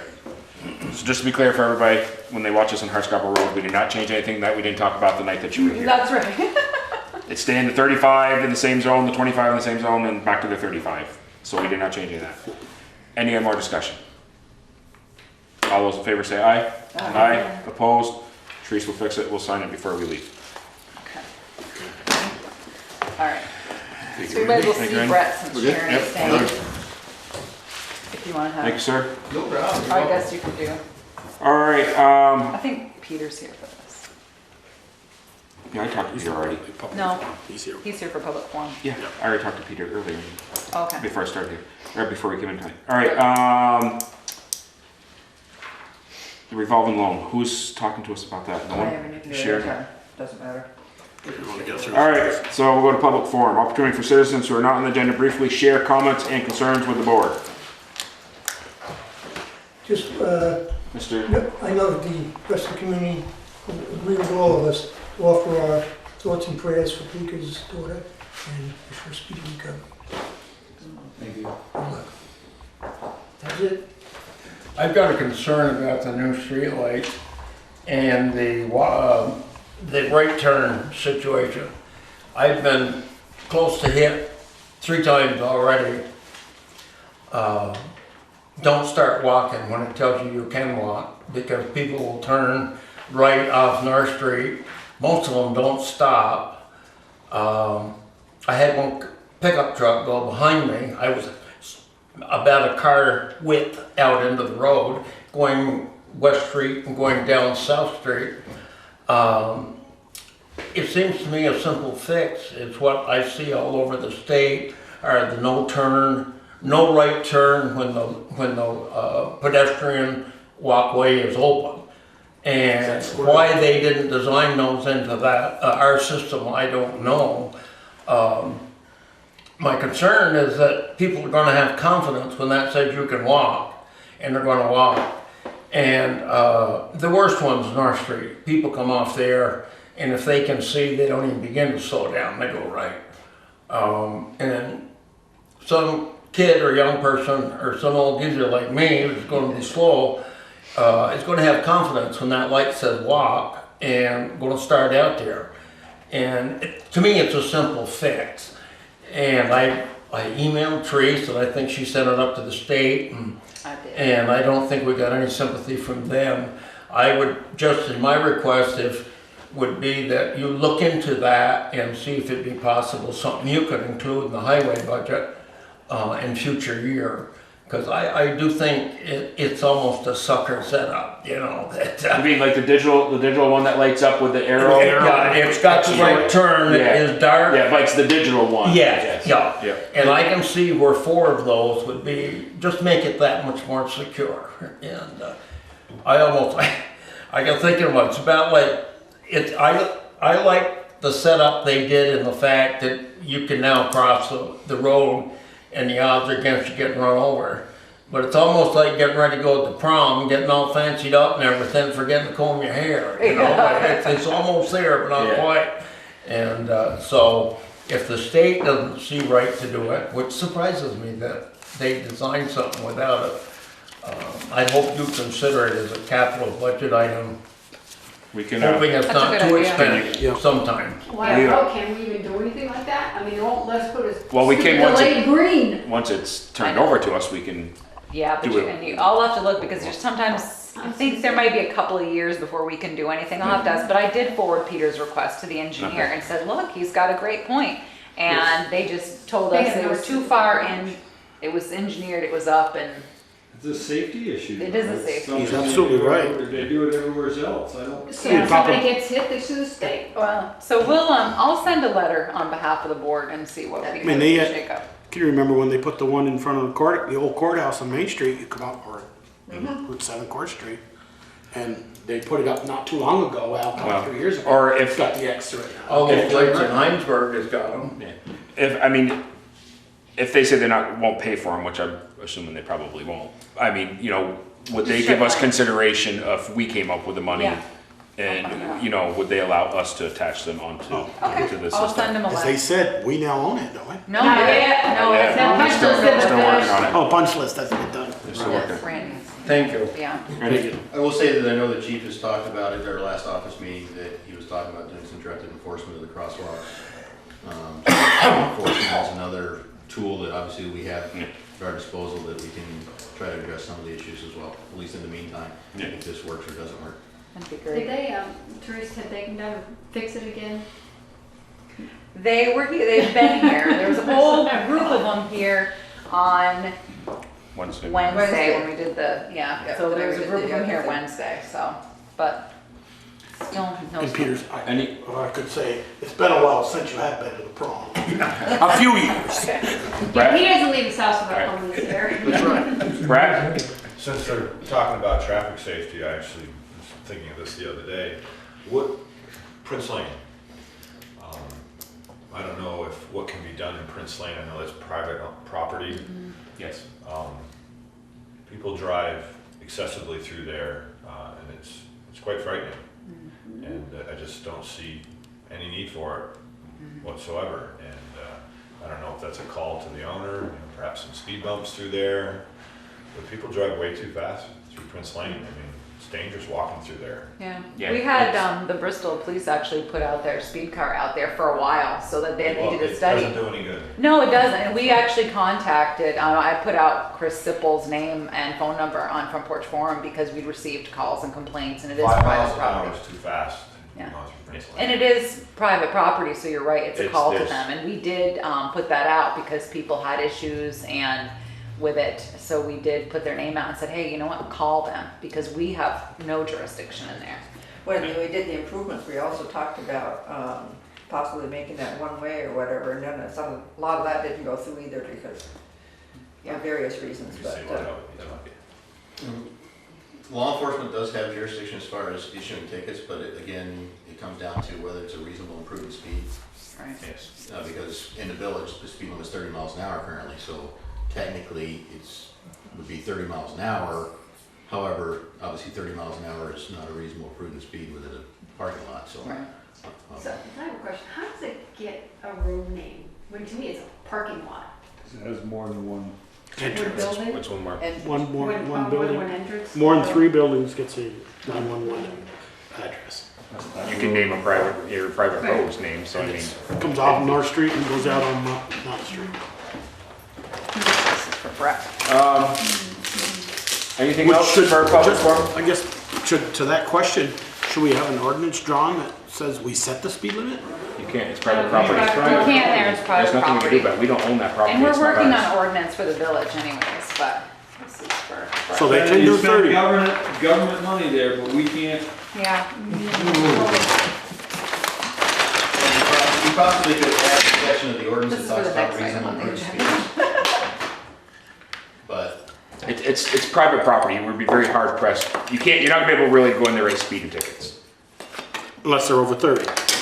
So we've said it. I think you could still write a speeding ticket. I guess, that's my question. Randy said the speed limit in the village is 30, the former village is 30. Right. So if I was doing 35 in there, I could get a ticket. But if I'm doing 25, which is probably too fast. Well, he's saying something about reasonable. If I It's can definitely too fast. If I can justify the fact that the speed you're traveling is unreasonable for the conditions, I can still write you a ticket based on that. Oh, okay. Whether it's private property. Whether it's, because it's public highways defined by the statute. It's open to the general circulation of traffic. My private driveway, which is Burritt Lane, I can still issue a ticket on because it's open to the general circulation of traffic and it's open to more than one resident. So we have the ability to enforce the law on there is just what the law actually is where the gray area is, because what is reasonable and what is prudent. It really falls down to the owner should do something about his property. That he didn't. Right. And so, yeah, exactly. Does anything else for public forum? Okay, we're gonna move on to number 2, update on firehouse outside color scheme and decision of North Street Fire Station. discussion. Okay. Discussion, not Discussion. decision. So, Well, we are making some this decisions. is where Brett's gonna come again, and also to your Come on stove. up, Brett, come on Your up. stove. Don't forget to ask. I But I thought gonna about ask that.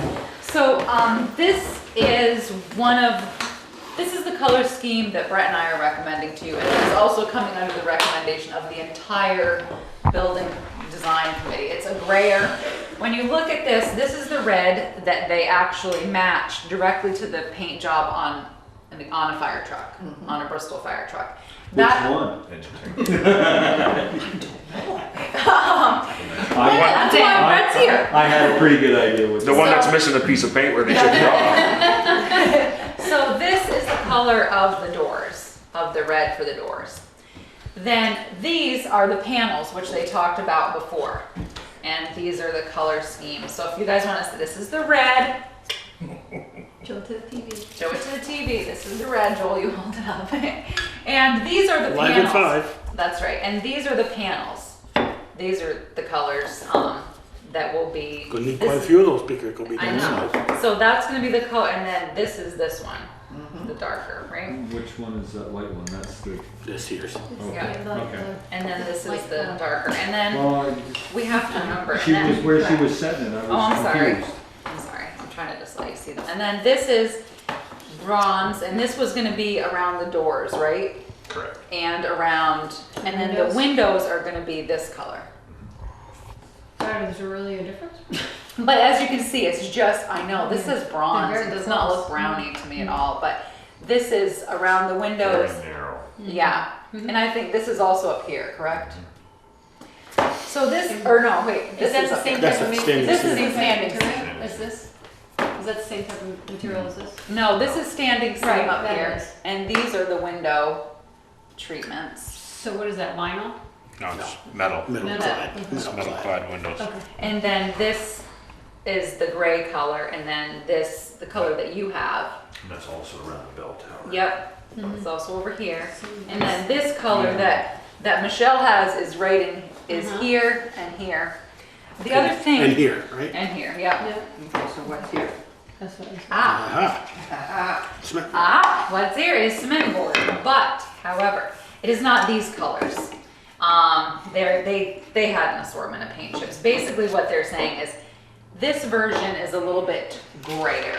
If you look at it, this version is a little bit browner, but everybody there, the design, obviously the architect is what they do. That was their recommendation. So it will be this material and it will have this texture to it, but it will be painted. So this is the hardy board, they call it. So it's not, at first it was gonna be these colors, but now they've decided they're going to paint it. Painted But instead of pre. yes, because of an issue with the colors that they could get. But they're saying that once we do this, it'll have the same life expectancy as the library or Houghton Hall. It'll be probably an, I'd like it 8 year. better than the library. Well, it's an 8 year. What they're saying is nowadays without paint, with all oil-based paint and everything, the color will last you about 8 years is what they've said. We have to paint every 8 years. But as you can see, it's a lot less painting than doing the library or because these are the texture paint. I'd like to get a recommendation from Hardy when this has to be painted. Let's say they. That's what I'm saying. That's what I'm saying. It's about 8 No, years. they're painting this when after they put it on over there. No, but that's what Teresa's saying. Yeah. That's here, 8 years, you're gonna Yeah, have we to have paint to that, paint it even if they every- don't yes. paint it now, in We 8 have to years. paint it. I thought it was a 20-year. Well, this coming from the factory, this color. Right, and that's not what they're going to do. What they're going to do is No, but I want to know from the factory how many years this would last Right. before they have to paint it. Versus we're going to slop it on West factory Street. paint. Okay, I'm sorry, Joel. I missed And if they say our paint will last 20 years before Okay. it chips off, Yeah. maybe we're going to say, maybe we can live with a little bit lighter, different. I just want to know. Okay. They say, well, ours only lasts you 10. I can I ask. would hate to have to paint that in 8 years. Question. Well, but Just I say, thought it what was- is the we're manufacturer? going to have to Jack paint can find that everything out. in What? 8 years is what they're saying now. That Howden Hall, Holly Hall, they're saying now that paint has changed so much. You're not using that, oil-based paint. That now the library. That was what I spoke to Lanny Smith. He said, Teresa, you might as well plan on putting every building you have on an 8-year rotation. Because of the changes. Well, in then paint. why don't they use oil-based paint? Because you can't buy it anymore. He's saying that what the stuff that they wanted. Isn't that what he was telling us? We probably call China and get some lead-based. Well, paint. that's. You probably could. Yeah, I have That's a good question. I just Joel. would like, what does Hardy say? Yeah. You They pick out our refinish color it. and it's 12, Okay. 15 years before you've got to Is this paint, two different repaint. colors here?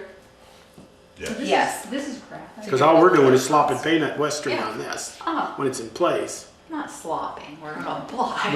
But this is pressurized, heated at a factory. The other doesn't have to be This doesn't painted. have to be painted. Mobile friendly No. color plus technology does comes not- with a 15-year limited warranty that covers It used to paint and be labor 20. protecting against. There you go. Look at him go. James Hardy. So this, It used to be- So my no, question is, this does not 15 have years. to be.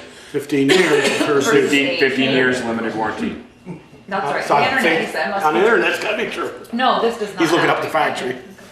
So just so full disclosure, we can show you what the other one looks like.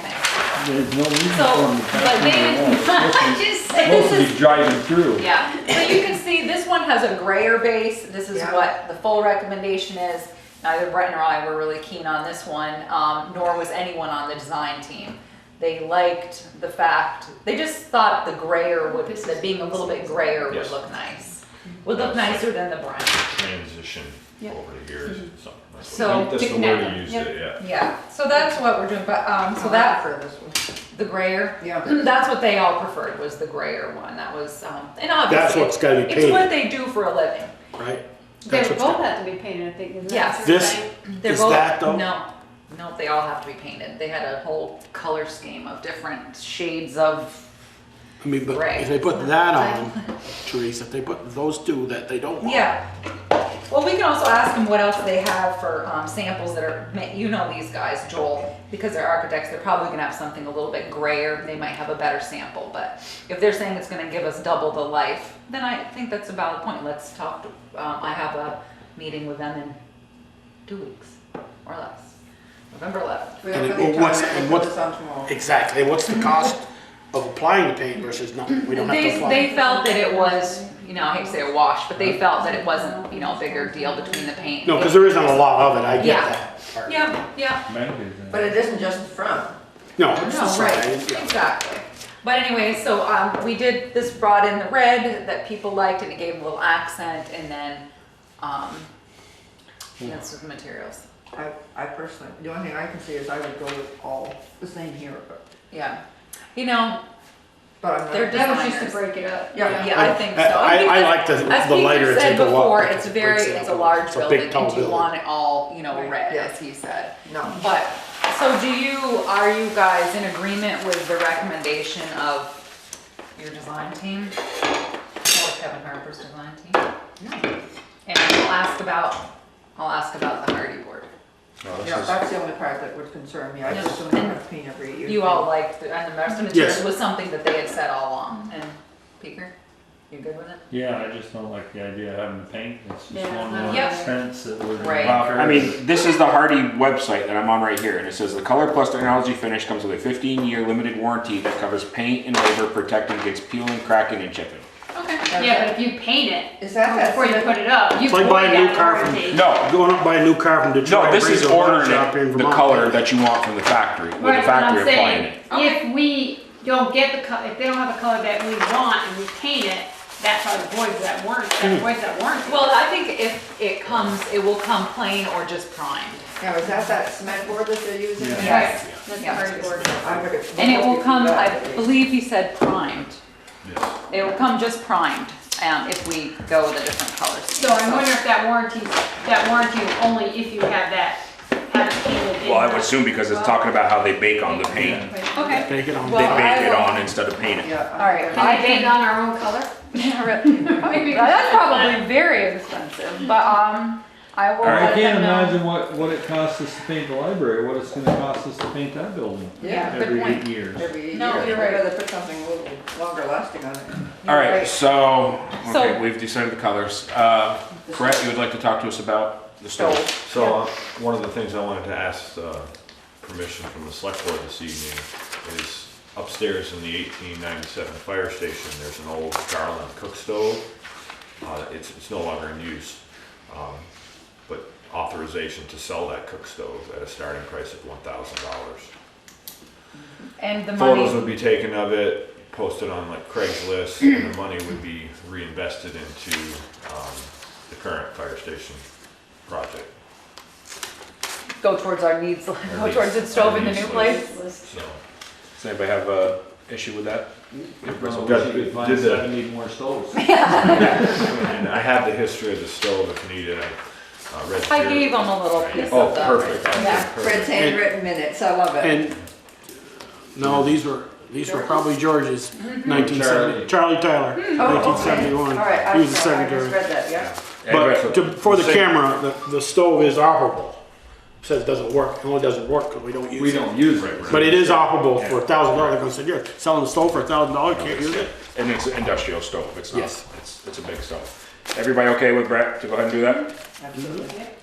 And the reason we're starting high is because we don't need to sell it tomorrow, and Yes. we want to get maximum value for that stove, because someone would certainly like to No, have it's that. definitely a good stove. And whoever buys it's gonna take it But in. just a little note, a little history. Who's gonna what? Whoever no. buys it's gonna take So it the in. same individual that donated that stove to the fire department donated the 8-box shop Admiral chairs that we still use today in 1965. So the chairs we're using are 50 years old that are screwed 65 or with- 71? That was when the report was written. It was 65 the donation was made. I'll put that one. I think he lives in the house you're in now. George Swire. George Square. The chairs that pinch when you sit in. Yeah. And he lived there, oh, how about that? The other thing So is, we should talk about is the sign. I haven't had a chance to tell you Okay. my news with the sign. So the news with the sign is, Brett was gracious enough to take time off from work and meet with the road foreman and I. We did our nice plan. We filled out permit 1111 per the state. We hiked down Stony Hill. We did everything we were supposed to do. I got a call from the state, and guess what? They're saying no, that they're not going to allow us to put the sign there. Do you know how far away from this is the driveway? I said, by God, I do.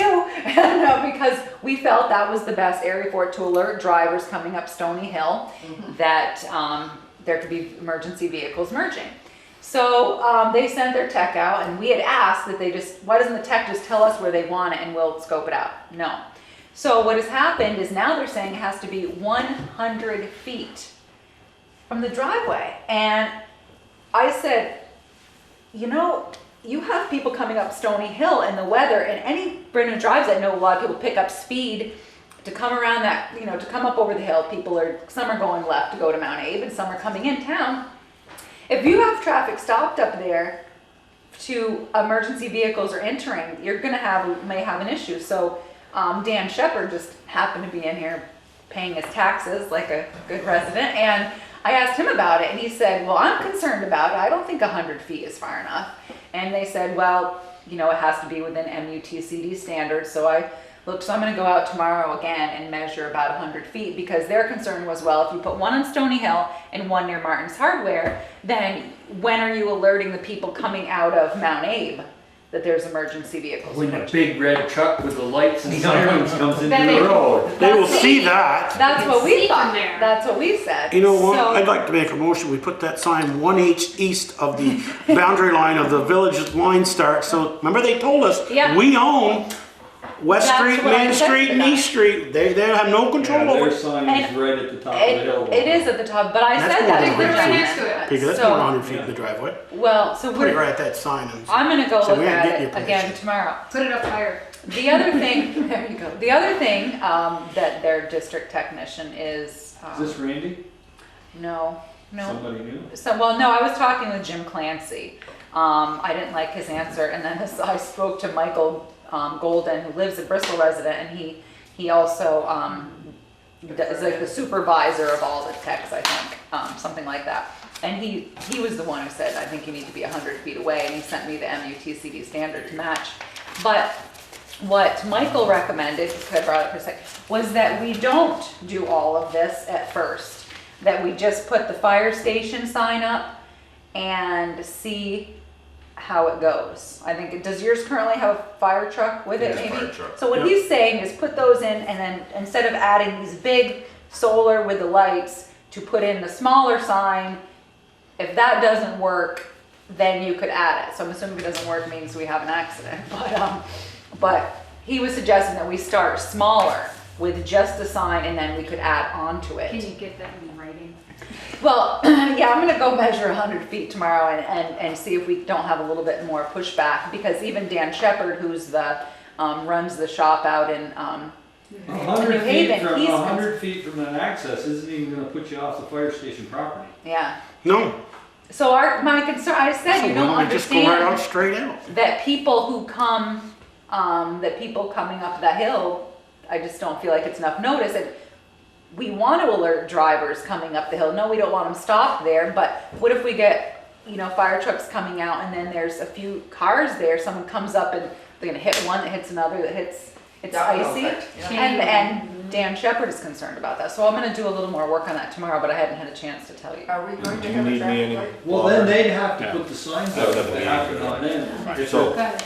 before I leave, I have an officer's meeting to get to. I just, for the record, I am not in agreement with the state of Vermont's recommendation. That sign needs to be somewhere on the hill where you, Pete Boobier, and I were that day. Yeah. Because if anywhere's around that corner, like at the top of the hill, it's too late. And I also disagree with not putting a lighted sign in now, because it's a yellow sign with a fire truck on it. People are gonna become immune to it the day it's installed. There's no alerting about it. Yeah. It doesn't say, stop or be prepared to stop. Right, It's just a yellow sign. yeah. So I'm gonna It's try a to, huge safety concern. no, I agree with you 100%. And you know what? In the recommendation to wait and see what happens, yes. Wait until the first crash happens. Right. And if a And if fatality the town is gets- resulting, Yeah. that's tragic. Yeah, Yes. no, I agree. So I just wanna let you know, this is where I am, and I'm going to do some more investigating. I actually was just talking to him at like 5 o'clock tonight. We cornered Dan Shepherd, and he came in, and he said, I'm not happy about that. I'm gonna have all sorts of problems on that hill, he said, because he is in agreement with us. So I'll do a little digging. I just wanted to let you know, I hadn't told you. Sorry to run off. That's okay. That's Okay. fine. Good night. Thank you. Hey, Brett, So- are we doing I've forgotten now, I've talked about so many different things, are we still doing a traffic light there or not? Where the fire truck comes out? No, we're not putting traffic light up. It was just this thing they No. thought about. Yeah, and, but right now Yeah. I'm gonna have to speak to the state again, because I just got that information and then I spoke to Dan Shepherd, and then Dan Shepherd had called somebody and we talked to him on the phone, so we're trying to do a little digging there. But, so anyways, the update on the firehouse is thumbs up. It's, the forms are in, the excavation contractor is digging, and, Look, they you put hit some boulders over there. I don't know, they put some forms in the ground and the trailer's there and, They hope to start pouring footers either Wednesday or if not Wednesday, Thursday for sure. It's gonna be a good week to do it. yeah, 70 degrees, I think, Thursday. So that's going very well. No, we broke ground. Yes, we broke ground, so that's all good, and so it's just really exciting that we're finally seeing some movement over there. Had to change my walk routine just so I can keep track of it. So that's good. Guess I gotta build a higher berm. Yeah. One of the things, Peeker, is that the GMP in Waitsfield Champlain Valley Telecom want to know when the quote-unquote road, which is where you're gonna scratch in, because they want to come out and Site their poles. Like- We really need to know, I guess, where that right of way is. There's some stakes out there, but I don't know exactly what they define. We need to know where that right of way is and where Alan's got the water line figured, so that those poles aren't an going to the issue. same Okay. place. Aren't an issue when they. That'd be good. Okay.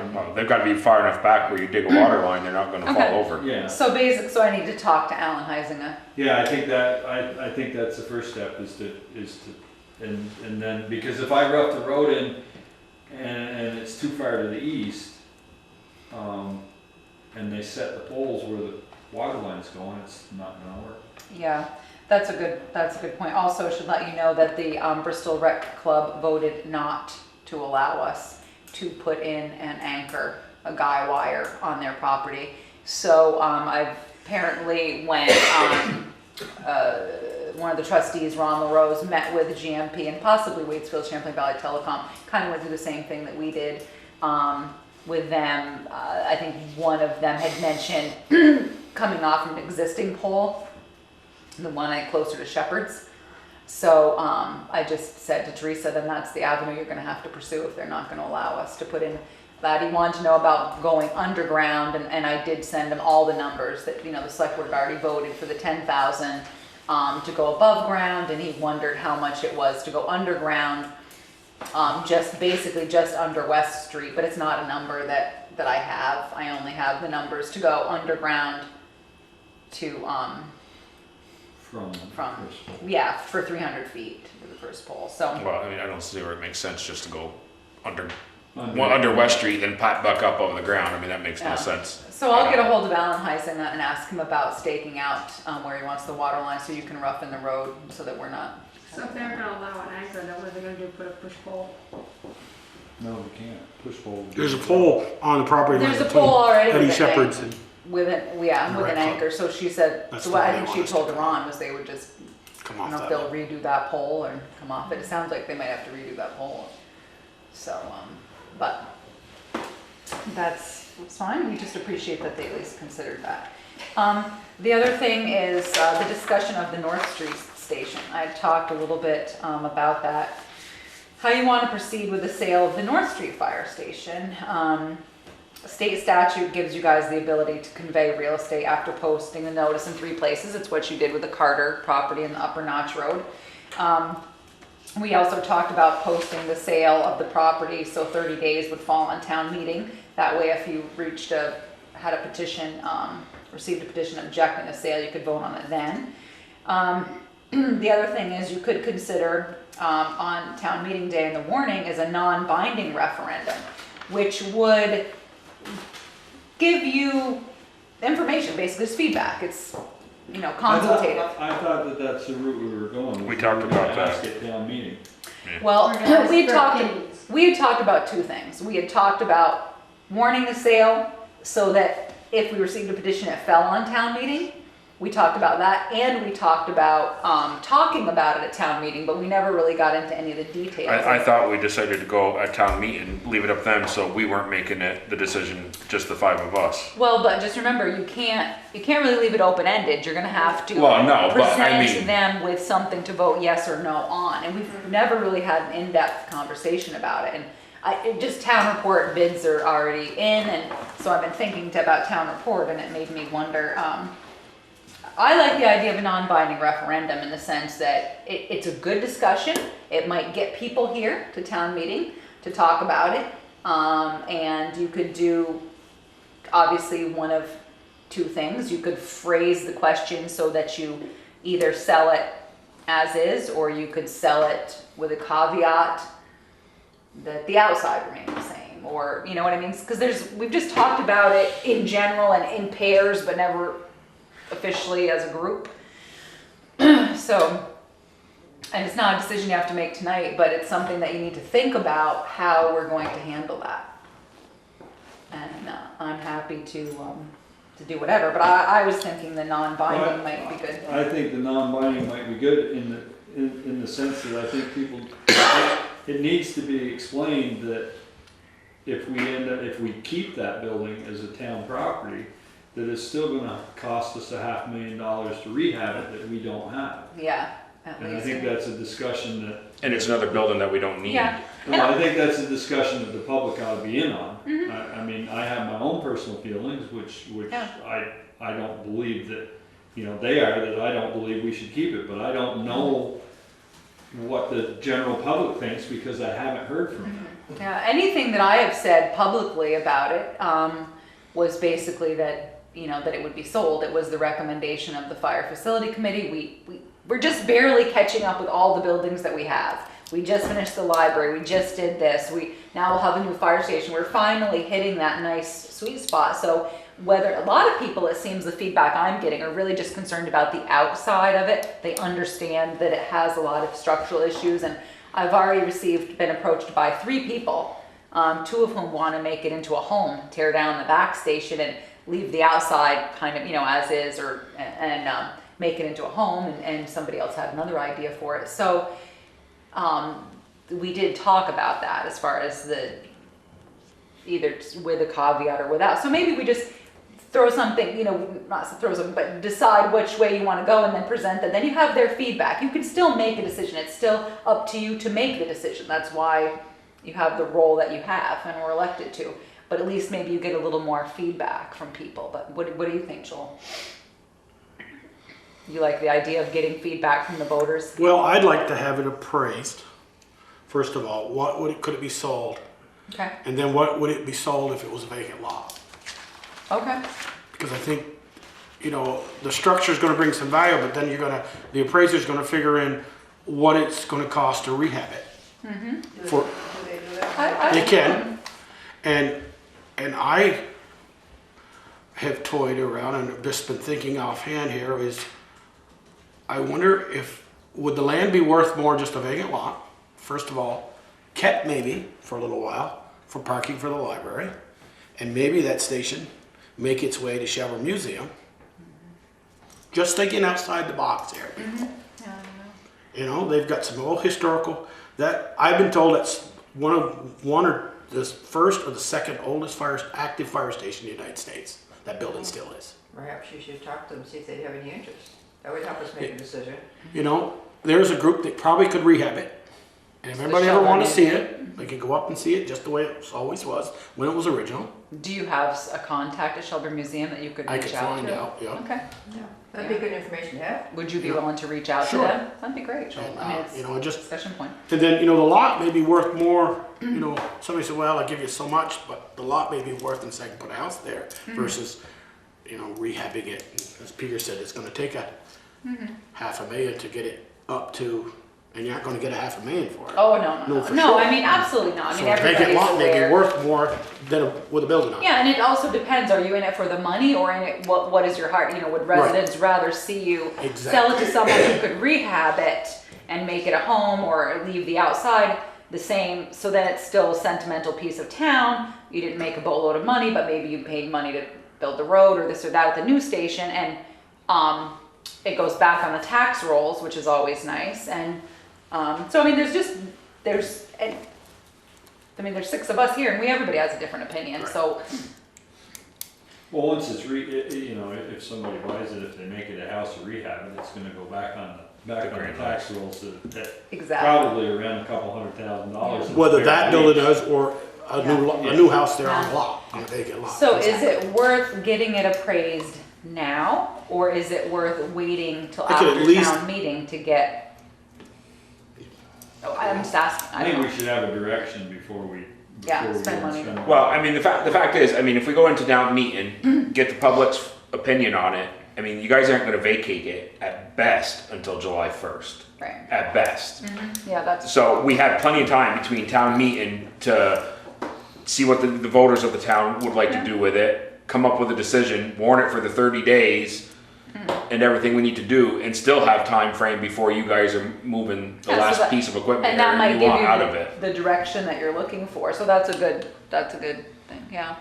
I just was scared. I mean, like I said, someone Well, it doesn't. doesn't, the sad part of it is we can ask for direction and we can go with that recommendation, and that doesn't stop somebody from petitioning the sale after we. No. After we No. approve it, yeah. agree to No, do it, absolutely so. not. It doesn't. I mean, because- run that risk no matter The what. building committee's recommendation was to sell it with no caveats. I mean, that was the recommendation from the Yeah. the fire facility committee. I mean, there was what, 12 of us, 11 of us on that board?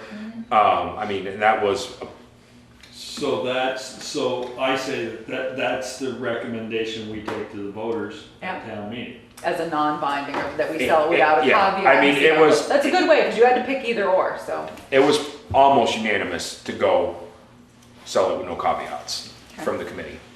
So if you put it in front of the voters as a non-binding referendum, then it sparks a good conversation, and you could think how people.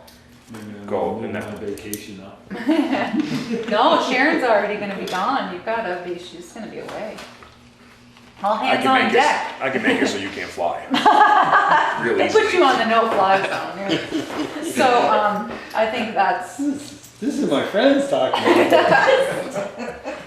We're all Okay. happy here. Yeah. Good, yeah. Are you good now? No, that's not. All right, we're gonna go back up to visitors appointments, the revolving loan.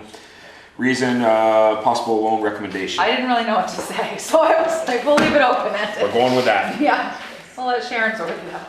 Right. we Or did- Ryan is here too. Yeah, Peter's here. We do have a recommendation, and I think this is probably all I'm going to do for Vermont Tree Goods LLC. That the revolving loan, loan them $50,000, amortized over 10 years, ballooning in 5, 4% interest, plus a personal guarantee, and request that we be third position. How much, well, get it on the board. Do we have a motion to go with the recommendation? Do we have a second? Sure. We just need to get it on the table so we can have a discussion. I mean, we got a Because I don't discussion. even know what this. Okay, No, so What's the collab? we have a motion and we have a second, so now discussion. A gentleman by the name of John Monks is setting up what do you want to call it, He furniture building. invented has a saw that can cut out a table that size out of a single piece of wood, and he is making tables, and it's kind of unique. There aren't too many that are in that business. Most tables out of wood are Put together. fit together and so forth. And he's been up in Underhill, he's getting the business started, has done some work, is come down here and is getting quite a setup, and he's working with Vita and another agency Addison County Community Development. who are loaning him money. And he seems to, he's impressive with it. Is his drive and his knowledge and where he's headed and what he's doing. He'd like to hire a couple of employees so he can do more marketing. But it is a unique market that, and literally is a saw that'll cut a tree, instead of chunking a tree, it'll cut right down through a tree. Wow. And does it in a fashion that you end up with a single plank table. Where is Where's it? it, I was gonna say, that's, where's the He's on shop? Plank Road. Plank Road near Shore. Over in Schwannier's, Swanier's. Okay. Schwannier's, Shop. Schwannier's. And most of the material he uses are trees that no one else wants. Yeah, he's got a pile of waste butts, so that, you know, like you cut a 4-foot tree down in your yard and you can't cut the base of it up for firewood, and that's where he's getting his material. So basically all his material is free. Yeah. And he's built a kiln over there, and he's Yeah, and he's getting business from, that kiln is bringing in business as well, because the size of it and the quality of it, he's doing work for other people. So that's helping. Okay, Now, and are they, I guess, I'm oh, sorry. go ahead. I was gonna ask, is he looking for the same thing, Peter, that you guys just did for Vermont Honey Lights, a chattel mortgage, where you're basically, the collateral they're giving is any inventory or business assets, or? Well, it is, but we're going to be Third third, line. and But- you know, we're taking hind seat all the time No, I know, I and just, rely more on the personal. okay. um, Well, just the lawyer's gonna ask Yeah. if you want a, Yeah. so we'll tell you, yes. The chattel- usual. The usual, the chattel mortgage, and the 10-year amortization is nice, and, And So- how much does this leave left in the revolving fund if we were to give, or grant him the 50,000? 220,000 left after this, isn't that what we looked at tonight? I think it 222? was 202 or 220 Yeah. that before this Yeah. 50 were to go out. It's still, Peter, yeah. so his collateral is just the saw and the material? no, his collateral is his good word. Yeah, pretty much, which is the way you Basically. guys Which they generally all are. give out all of them. Your third position He does is about have, where, he does have a fair amount of stock. He owns property in Underhill, a nice. Did facility up there. Vida or Addison County ask for mortgage on that? We have no idea what their returns were. But he The does one have, we just approved 2 weeks ago was, no, you pretty guys much did, everything. I voted against that. well, I generally. don't, I just, It's a little bit of a risk, we know that. Most of the ones that we've done have been, and, well, some of them we've done, with the exception of, we've had property or, And it's pretty limited, you're lucky. you know, Personal guarantees are what the majority of them are. Yeah. majority of them are. It's true, He there's not does much own- collateral on any of the loans you're holding right now, is there? Yeah, no, I we're think- usually the third in line. The bank will be Yeah. first, and some If they had Vita collateral, or they could somebody get from else the will be bank. second, and so I call them high-risk loans, and so you're basically relying on the people. There is some inventory there, but at what point we'd actually be able to move in on it. Yeah. And Well, he's yeah. got property, and that If they property. could And he does have property. But he's that not giving it to you as collateral, the property, you're not putting a mortgage on it. No, No. he's not putting it up. No, Peter's been on, have you been on the revolving loan fund committee since inception? well, I was off for a couple of years, yeah. Yeah. But generally, yeah. Yeah. So, and you've never, no one's ever defaulted. No, we've had one loan that went belly up, and that people paid it off. And we've had a second one that you've had to make other arrangements, but it is being paid off. Yeah. And of the original money, the only money decrease was that they made a deal with Doug Mack and Mary's when they kind of took over the right-of-way and the septic system that they had, and they had borrowed money on the original loan, and they, I think, gave them, didn't forgive them, they were granted them Yeah. $7,000-8,000 to get that right-of-way and so forth. So it really wasn't a grant, it was Yeah. a purchase. So otherwise, we've never lost a cent. Yeah. Some of them are struggling, but they're making their payments. all right, any further, so the revolving loan committee is recommending this, right? Yes, All right, any more discussion? and that was a unanimous decision. Okay, any more discussion? All those in favor to go with the recommendation of the revolving loan company to, what was that, Vermont Tree Goods Vermont Tree LLC. Goods? Say aye. Opposed? All right. So be it. All right, we will move down to number 3, discussion on policy regarding development of the town green. So Everybody got the policy in their pocket? this is what I came up with. I don't know. Look good to me. Well, I was stretching a little bit. I mean, I did, per VSA 2291, the select board has the power to provide for the location, protection, maintenance, and removal of trees, plants and shrubs, that sort of thing. Oh, looks like I might be missing something in there, a number. But anyways, I thought I was getting what everyone had said that they wanted. No additional permanent structures or trees or bushes will be added to the town green unless a current structure or tree bush is being removed. If a new structure is proposed or tree bush requested to be planted in any location other than the Peace Garden, a structure, tree, bush of greater or equal square footage must be removed or replaced, because we did talk about that. I put in the current parameters, the town green from the edge of the pavement on School and Park Street, inside edge of the sidewalks on North and West Streets has a total square footage of 63,830 feet. The map is the one that I showed you before. I have it here. It's just this one that we used before. And then I just gave you a percentage of what currently was there with the Peace Garden, the fountain, the bandstand, the World War II Memorial Stone, the Veterans Memorial Playground. So it's about 14% of the green. And then said, per current Town of Bristol zoning bylaws and regulations, no land development may commence within the Town of Bristol without a permit issued by the zoning administrator unless exempted as outlined in section 320.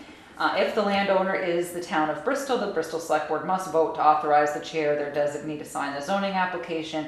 That vote and discussion must take place at a duly warned meeting to allow for public input. So I think I covered it, but I'm not sure if I missed anything that you wanted in here. And I tried to call out that obviously the Peace Garden could replace plants without having them come here. But I wasn't sure. Looks good. It's interesting because I've had people actually come and talk to me about this. Oh, good. All the other things that are going on, I haven't, but And they're in this, favor of limiting. and this is the map that we'll put with it. And I'm saying, up here on the map, obviously it doesn't include the benches, picnic tables, or bike racks because they're not permanent fixtures. They could come off at any time. I didn't put in the lighting. I didn't go out and measure the bases. So, let me just ask this question, and Yeah. if we get a $20 million grant from Peaker, that we wanna do the new fountain, so we have a sidewalk to it, with some benches, could we put that sidewalk into that? With this, we can't add anything unless we take something out. Well, what we're saying here is a new structure, and I was looking at the definition of structure as outlined in your bylaws and regulations. A structure in your zoning regulations is not a sidewalk. This is a policy, this isn't a. Right, I just wanna make sure, Yeah. we've been talking about, since I've been on the board, and you guys have been talking before I got on the board, Yeah. about replacing, or trying to upgrade the fountain. Yeah. Yeah, so, I think the fountain is one of those things, Joel, that will have community support and it'll be a moot point. But If we go to do the fountain. But with this being a policy, I mean, another select board can change the Could amend policy it. if they want, and you're also 5 years from having, now, they can do whatever they want with this policy. yeah. The other thing is too, if you decide to do the fountain, maybe you're gonna pull a couple of unhealthy trees and you're saying, okay, I'm gonna kill the fountain, a couple of trees, I made my square There was a footage. fountain, I remember, we used to have sidewalk all the way around it. But it still does. It still does have a little piece, yep, and that's If we wanted included in a that. sidewalk. But he was saying like, take the sidewalk and go off. The main one, come up to it. What's not in here is anything about signage. No, you're right, there's nothing in here about signage. But I don't know, I mean, you've kind of gone We have to two approve the ways. signage that goes on that, so. You've You gone, have to approve all of this that goes on there. but signage you've not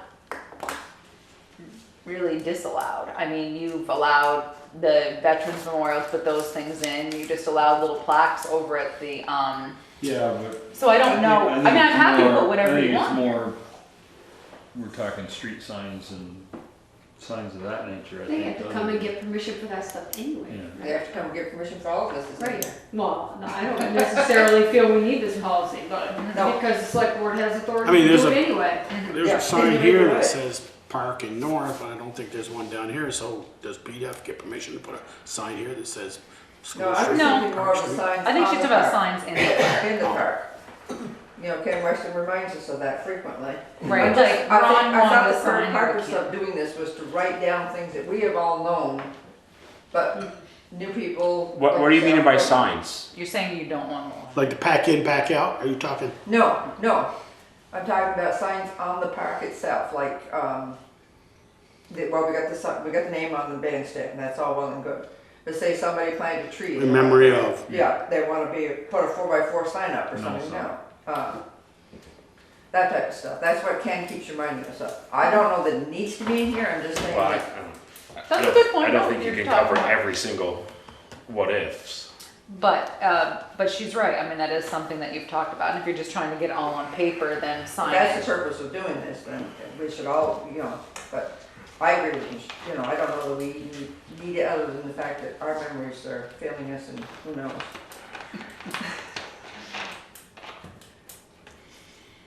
So what do you think? Besides crickets. Yeah, crickets. We got Well, could you, on number 1 at the last where it says remove or replace, and any signage, any and all signage must be approved by the select board. Yeah. Just add under that number 1. under number 1, yeah. Any signage. Everything that happens there has to be Has to be approved. approved, That's I know. not, you know, it's, I don't know that we even need the whole policy in of itself, I mean, I think it's to appease the planning commission. Yeah. yeah, who doesn't, Excuse me. but And basically, I went through and reread the zoning regulations. I also ran this by the zoning administrator and said, you know, Eric, what are you thinking about this? And he's like, no, I think you've covered it. He said, you're basically just saying, you're reminding people that the select board has the authority to do it because they're the select board. But it also did put in writing what the square footage is, and as of this day, we know what we've got on the ground, what the square footage is, and you know, how it was measured out. So that's why I said per current use. And when we looked at the structure, I was thinking structure as defined by the zoning regulations, but I could say that in here if you want. Structure as defined by zoning.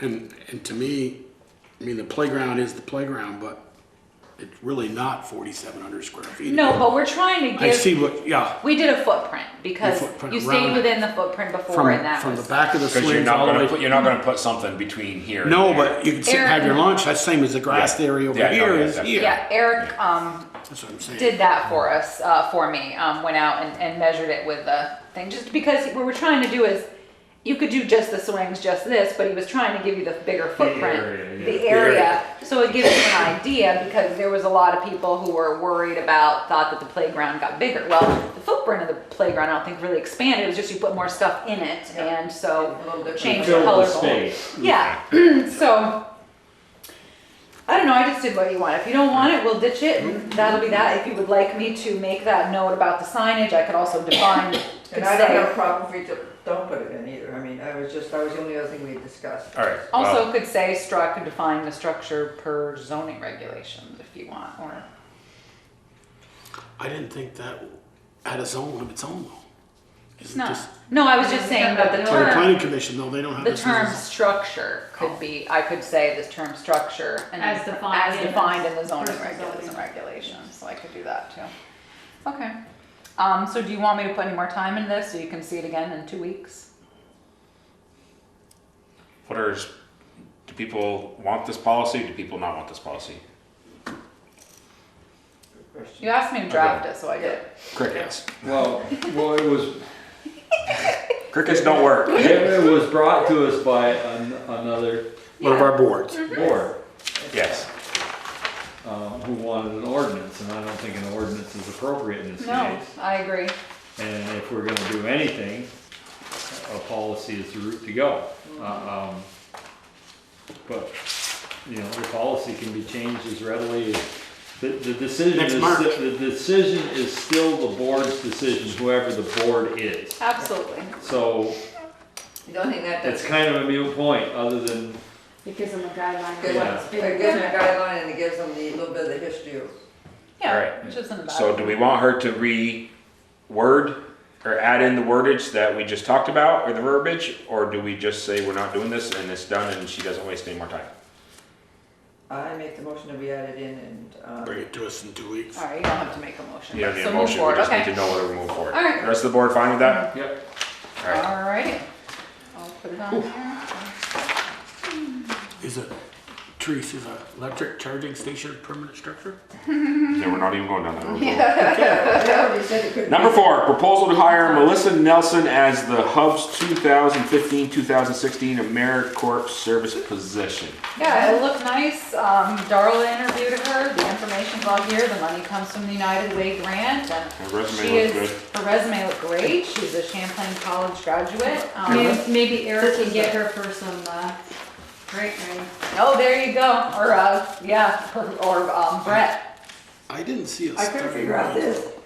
I didn't see a starting wage here. She's a It's homestead. based for AmeriCorps. Yeah, there's a grant, so New Hampshire. it's split up There was over New Hampshire, however this many says weeks Vermont. she's here, and she just gets a Yeah. stipend, weekly I didn't stipend. It's a Oh, stipend, okay. it's not a And salary. But I the thought we town were doesn't paid. pay, the town's portion is usually covered by the United Way grant, then. That it is like $6,600 $6,600 is what it would be, But no what we taxpayer would have to pay, but that is always covered by a grant. Okay. So it's no money out of our pocket, and the rest of her pay is the stipend that she gets from AmeriCorps, which is not a lot, but that's her opinion. She signed up. That's what she signed up and agreed to work He for. spells it all out in that. Yeah, but it was a nice, very nice resume. Like, Looked like you know, it'd be down the a- bottom, if we pay a part-time this much, and I got confused, I'm going, I haven't got to a number yet. Yeah, no, I know, it's kind of crazy. All right, so we need a motion to either allow or not. So if No, we need a motion before we So- discuss. Sharon, all right. What Hey, do I you don't make the so rules. That I make a motion that we hire Melissa Nelson as the Hub's 2015-16 AmeriCorps person. All right, we have a motion, Peter has a second. Okay, now you can talk, Michelle.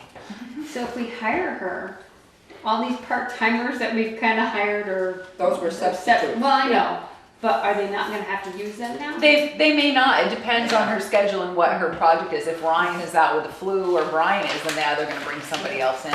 So, They just wanted to have a list like they do for the school, you know. Well, I somebody just to thought call. they didn't wanna go with the AmeriCorps because of. we had things had that past happened. issues, you're right, and that was a concern. I think that Darla really did their due diligence because Darla was very skeptical about doing it again. But once interviewing this gal and checking her references and stuff, felt that she'd be a really good fit. We've had some really good. We have had some great ones. I mean, everybody has their own gifts and does a great job. And we've had all good AmeriCorps in the past, and so we just wanna, So this is paid for by other funds, not Yep. through taxpayer. right, no taxpayer money. But it's 40 hours, so is that benefits? No, and it's not generally 40, sometimes it's only 32, it depends on it, but no, they're, Under the new It comes- Obamacare, No. new health regulations? Yeah, Anything no. over 28, we don't have to No, pay it because now. she's a volunteer through the AmeriCorps. It's all yeah, done through AmeriCorps that. covers that, make sure, I think that they have to prove that they have other AmeriCorps health is- insurance. Does whatever needs to be done. Yeah, they either put them, through the state of Vermont or whatever, but that's something that they deal with on there. We're allowing her to work here, but she's really not our employee. Yeah. And it's true, It's technically, pretty much how it they're not. comes There's down certain to. things you cannot do because they're not employees. It's the same that it's been with all of the Yeah, others it's that we've had. Okay. All right, any more discussion? All those in favor say aye. Aye. Opposed?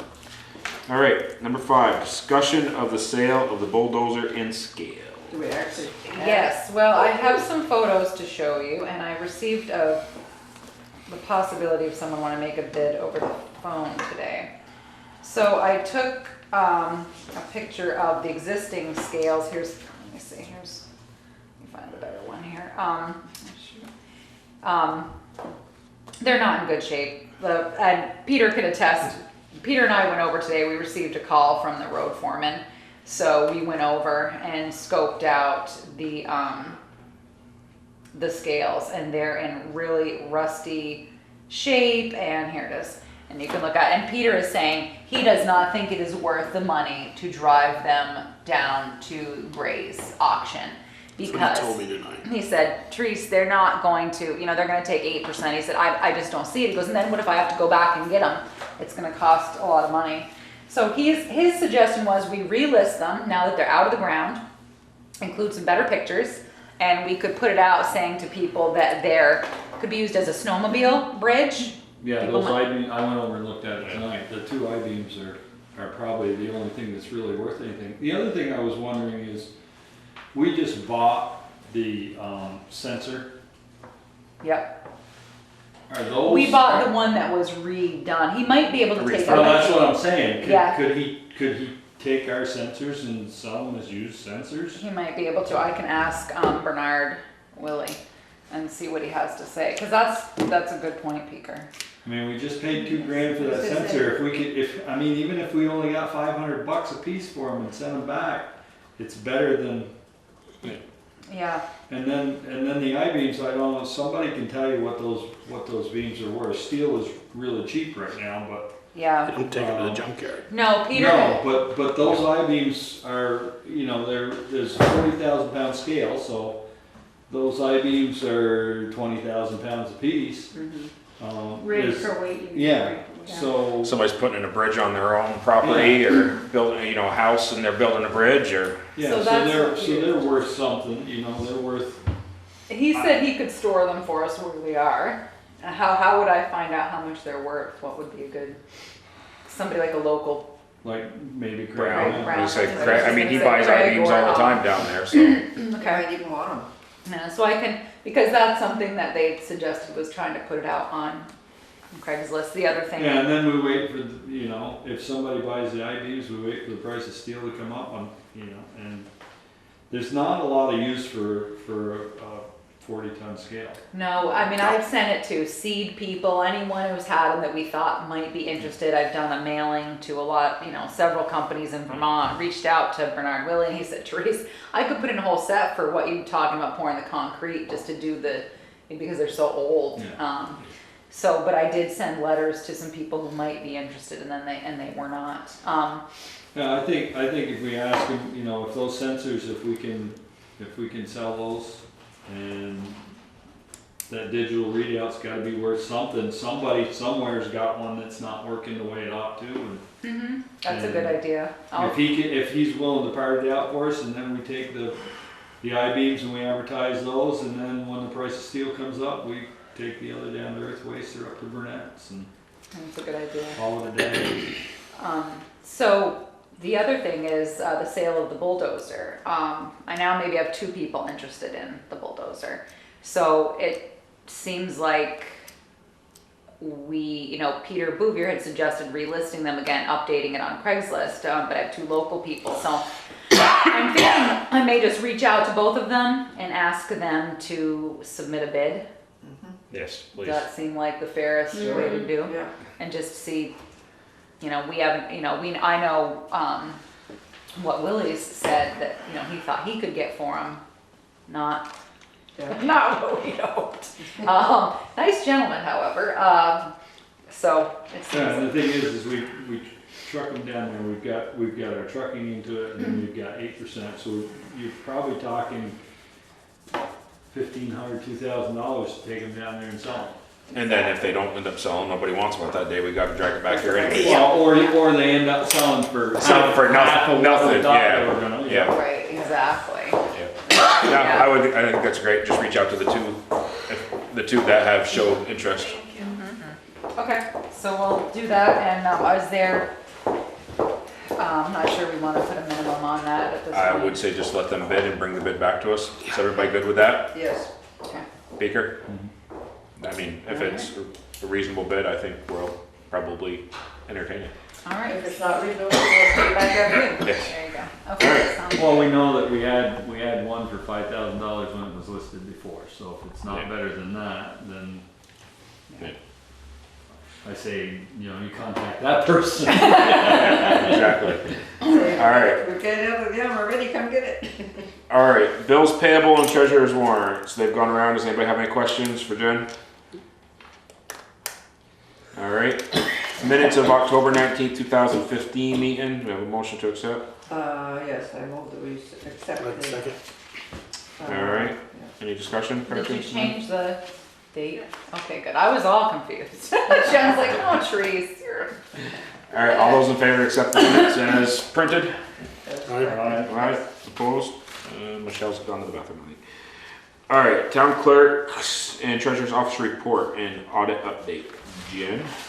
Okay, so I have three things, but you're gonna have to remind me of one of them because I already Okay. forgot. So the audit was completed at the end of last week. We are still finishing on just the journal entries and some things like that, but a couple of bigger things that they talked to me about, particularly one was the salt. You all had allowed Peter to pre-buy salt with capital road money, and they don't like that. As we knew they would not. So, Especially because it went from the 13,000 to almost he his whole budget. started out at like doing it with like 10,000, and then the next year was like 25, and then this year he kind of pre-bought almost his whole budget. So they're no. They're saying no. Can't do that. So after talking with Peter and talking with the auditors, they've decided that this year, or for last year's audit, what they're gonna do is they're gonna basically put the 2 years worth of salt that he's bought in his salt line. And it's gonna show that he ran a deficit of probably somewhere around $20,000. But that will allow him to pre-buy again this year because he won't have used any of his salt budget for this year's budget. So it's gonna look a little confusing in the town report because. But it'll be easily explained. We'll put a note in, we Right. agreed to put a note in the town report, and we can easily explain that from the floor, that Right, it's an and audit. Peter was fine with it because if it was not that, it was gonna be salt inventory, and I was really not interested, and I don't think Peter was interested in No, that. he wasn't, was he? So, Well, I say this with a pun, we loan money to businesses with a signature. Why don't we loan ourselves $40,000, buy our salt in June, and then pay it back in July when the taxes come in? Or the revolving loans. Well, you don't need to. They're just making an audit entry. Basically what happens is when you take possession of it, it has to be in the books. And what we were doing was we were spending it out of capital roads. It's not a capital budget is what they're saying. It's not a capital item. So these are one of the, GASB standards, general accounting So standard could we practices. do that though, next year, just buy it out of, You don't have to, if you don't have they do to. this, You don't have if to they now. do this. now it's already done. So if you do that next year, you're gonna buy 2 years worth of salt because you won't use any of your salt budget that you have They've budgeted right adjusted now. it now, so. Yeah, so it'll be a one-shot deal. I think it's easily explained. And as Peter, Ryan would tell you, and Jen, we joke about GASB standards. If there's somebody sitting up on a mountain with nothing better to do than to, but this is why you pay them $20,000 a year to audit your books to make you better, and things change. Point out all the things you and do then I guess that's another question I That's have. Have we put the audit out to bid lately? Well, it did go out to bid, yes, and so A couple of years ago? we're on our third year of the third-year. Oh, we had a contract. 3-year contract now? We did, and Oh, okay. and you already agreed last year to stay with them for 3 more years. But we did go out to bid, and they were the low deal. There is not a lot of people anymore I was gonna who say, do you- somebody that municipalities says or yes, I'll do school it, then. districts. No. But yes, so it had been out to bid recently, and it's the right thing to do. I mean, you know that you've done outside audits for years and years. So it's an adjustment, and Jen talked to him, and Peter understood and felt, Peter Bouvier felt good about it. What was Well, not good, but he did it. Your That's one. second thing? the other audit? FEMA. Oh, yes, so we coded. Same deal. I was like, I couldn't remember which one. Same problem. So we coded all of our FEMA expenses to our capital funds, and then when we got FEMA reimbursement, we put it back into our capital funds, but we had to pay for a portion of that. So the portion that came out of it came out of all your capital funds. They didn't like that either. So we've created a couple new lines within the budget. One's a revenue line, which is where all the revenue for FEMA comes in. It will stay there. You'll budget it at 0 every year, and then if there's ever a FEMA instance again, we use that as the revenue line. And then there's also a FEMA expenditure line. So then no one's budget gets hit, no capital funds get used, and it goes there, and you put all your FEMA expenditures to that line.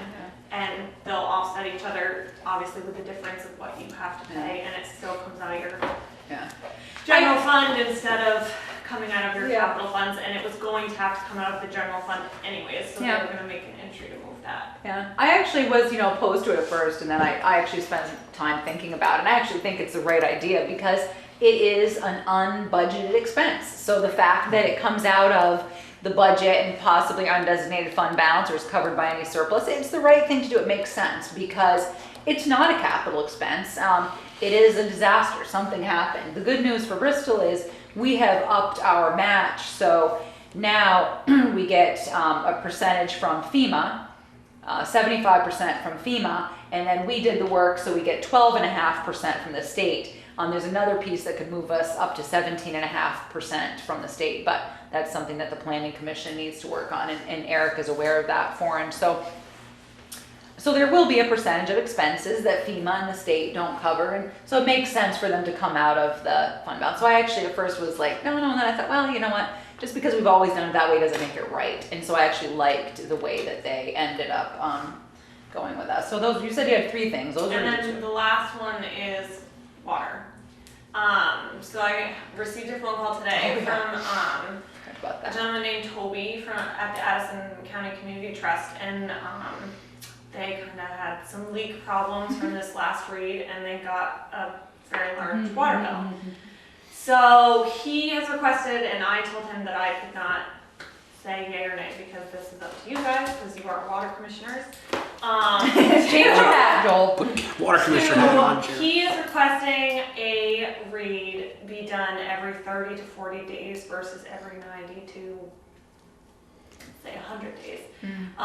Because it would better allow them to keep track of their usage, if they potentially had more leaks that they weren't aware of, things like that, instead of getting one bill for a large sum. What was his bill? You can say it's public record, but I can't remember. About $12,000. So So is it an issue to bill him monthly? I asked Lance, he said it wasn't. I did tell him it was gonna be per the water ordinance, it's a $25 charge. I was gonna To say, we're read gonna out charge, sequence. right? And he said, I'd rather pay $25 a month than To let it go. $12,000 Yeah. over Well, that a quarter. won't make sense. I And mean, so he's aware of the $25 charge, he was fine with paying that, he felt like this was a good you fix one compromise water to leak, you're make. saving your 25 Did they bucks. fix the leaks, or did they find the leaks?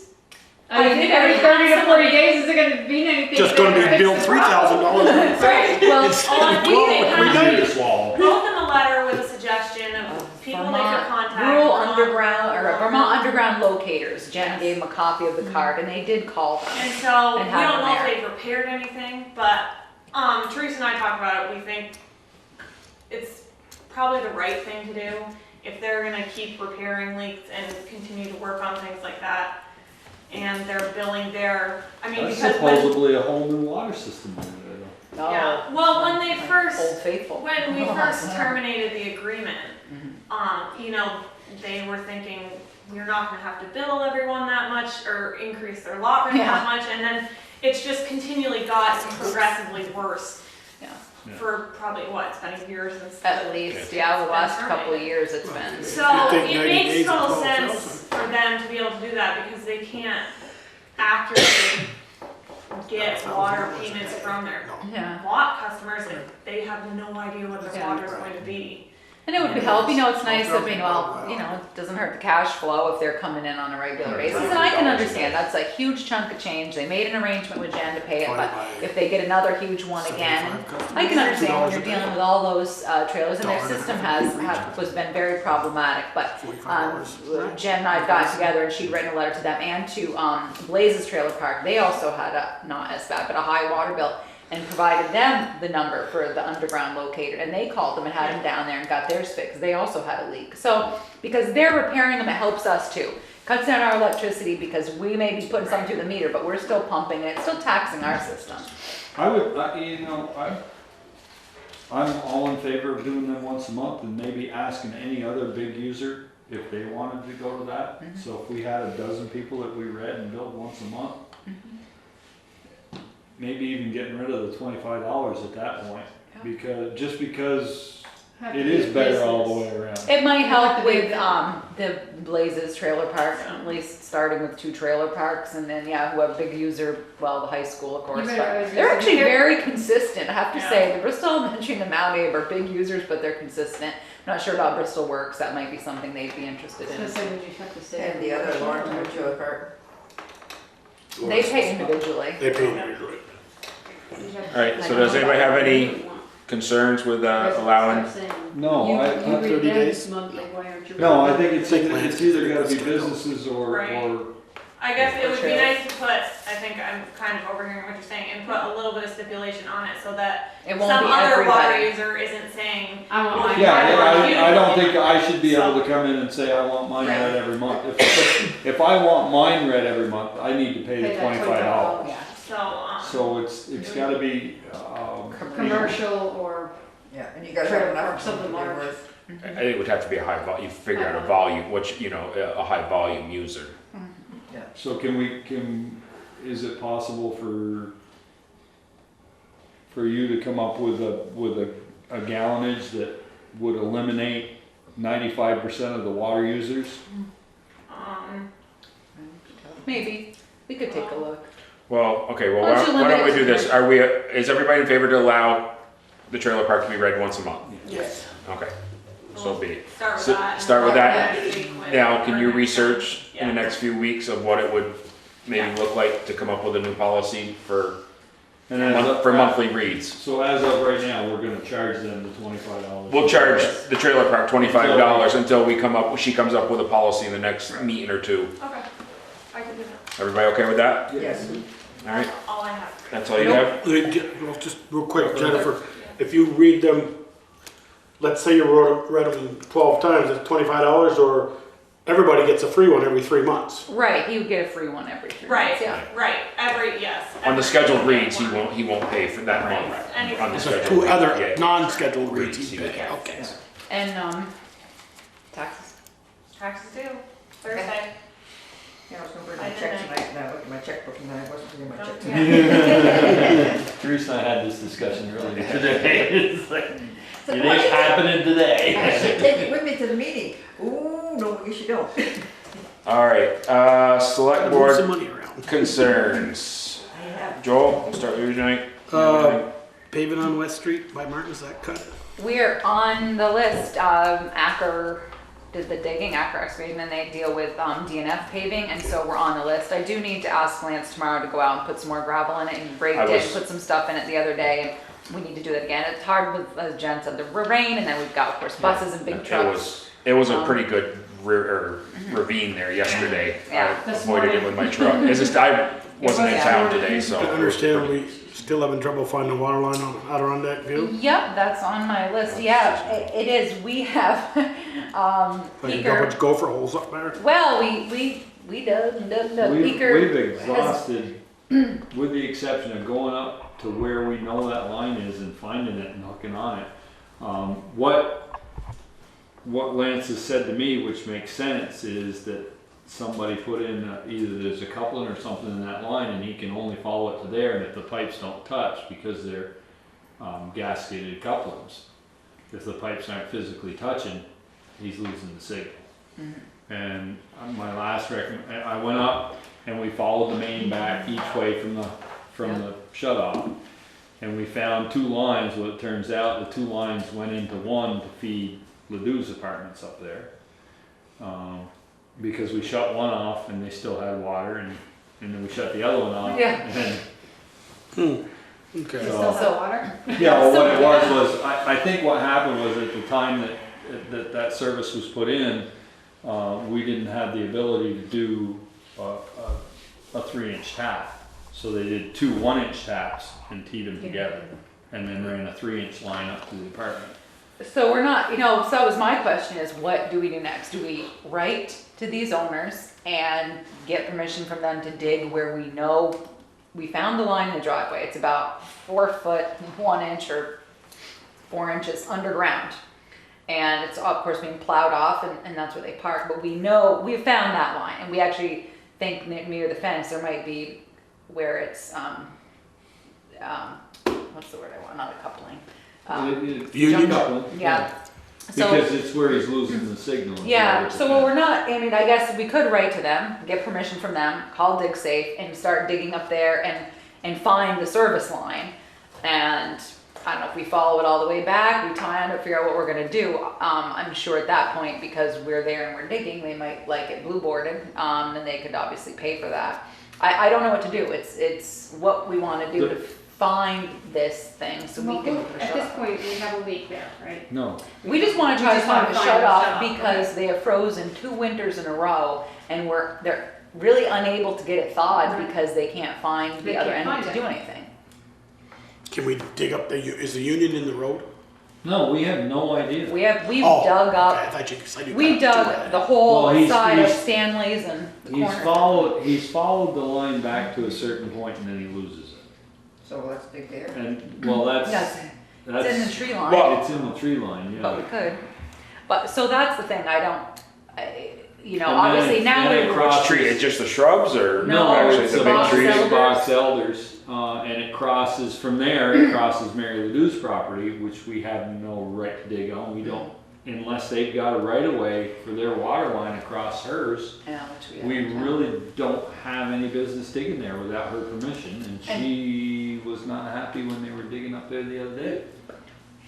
And the other thing, I mean, some people have said, we've heard every story, that some people think it's on the other side, but down near, Hallen, at Glenville's, or that it comes off from Mountain Street, but we think we've, eliminated those options. So we could get permission from them, the owners, and dig right on their property, right where we know we can find it. The issue there is if we dig and put shut-offs there, Yeah, we don't know where it connects to the main, and that's our responsibility from those shut-offs back. that's what I'm saying. What I wonder is are we just gonna have to dig and follow it back to the road? I mean, that's a huge Well, that's why, undertaking. yeah, but I mean, it's a huge undertaking, but how much time have we spent up there? We probably could have had that done. Well, I'm not sure. I mean, we didn't, If it goes into that hedgerow, I don't know. The old ladder out place that. Yeah. Okay, so let me be clear where we are. You go up Devon Lane. yep. And Goes through the right S's. Mountain Street goes up, or Mountain, whatever you call it. So you bear off to the right. It's those apartment buildings that are. It's the white So square. how the- where you're digging, you haven't dug down into the road yet No. towards the, you've been No. digging around the No, apartments. no, They've dug on we're the digging corner. all down on Devon Lane, Yeah. Yeah. trying to find it in our right. Because that's where we assumed it came in, and Kale had a good memory of doing a dig many years ago with Scott Powell, and so they dug it and they found shut-offs, but it just wasn't anything wasn't the shut-offs we were hoping to find. Please not to shut off so you can mark. Well, we picked them up where we get at them, but they're not. Yeah. Okay, I should have been. And then, No, so that's good that you're Wait, there. she's So gonna talk what- about this anyways. Well, Okay, so her. what do you wanna do? I don't know what to do next. I mean, because we ran out of, we could call Dig Safe, I could reach out to them. I'm not sure if we need to dig a test pit up here, a test pit, I mean, we go back and dig in the brush line. I don't, if they freeze again, we can't help them again. There's your crickets. Well, I mean, What if if, it's a service line, it's really their, if it's a service line, it's their responsibility. The problem is we don't know where that service line starts and we don't know stops. where it's freezing. Right. Could be freezing going past Mary. Well, it Lou's. doesn't really matter where it's freezing, we have no idea where it Right. goes. Correct. We So- can't, if they didn't pay their water bill, we couldn't shut them off. Yeah. But And that's not even. so we know how we can trace it from the house back to a certain hedgerow. distance, to Yes. the hedgerow. So we know for sure it's going from the house to the hedgerow, as best as possible without Yes, digging it. with our best educated guess and equipment, And yeah. that was my suggestion, was to dig it, get permission, we may have to take a couple of those box elders out and dig it there. Well, I guess I'm thinking, if we know where we believe it ends. Where we lose it. Where we lose it, we dig it up where we lose it. If there's a couple in there, we can hitch onto it, we should be able to trace it back to the main. Either trace it back, or if at that point, try to cap it off and just Put a shut off right there. put a shut off right there and just run a whole new service line back to the main. Well, if you're running a service line, you might find the one that's there, No. Well, no. because you've already dug that. No, but if you dig it up and you find it and we can't figure out where it goes, you just cap off the piece that's there and we just start a whole new service line straight to the main. And redo. Yeah, but then what happens there's no leak there now, but there could be at some point.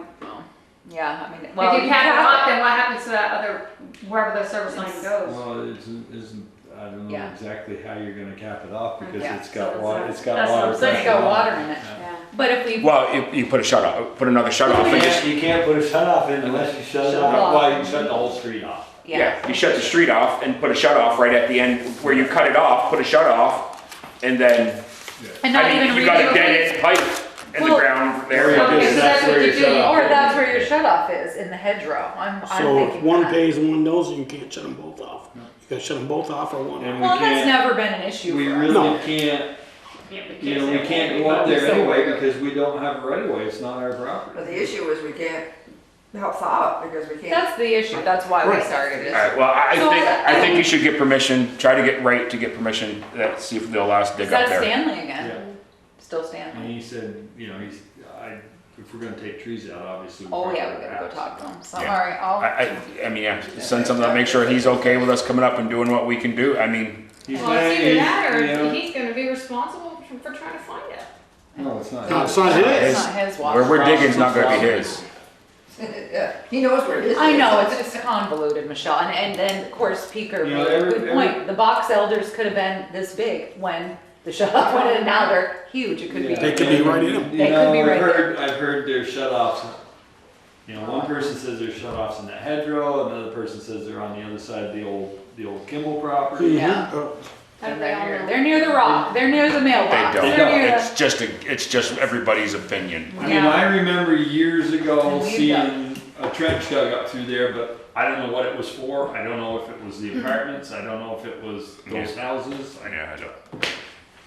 Alright, so I guess if you could just Who put the dump? write a letter and try to get permission. Yeah, I'll call Stan, Or call, either way, just let him know what we're gonna try to do. Greg and Laura, no, I think. right, yeah, Okay, well- that's true, we've been dealing with Stan. Call We've whoever. been dealing with Stan, he's like, dig whatever you want. I'm like, Call whoever we need to talk to dig through their property line. Okay, we'll take And care. cut trees if we Call have him. to. Where are we at with the cameras on the park? We're nowhere right now.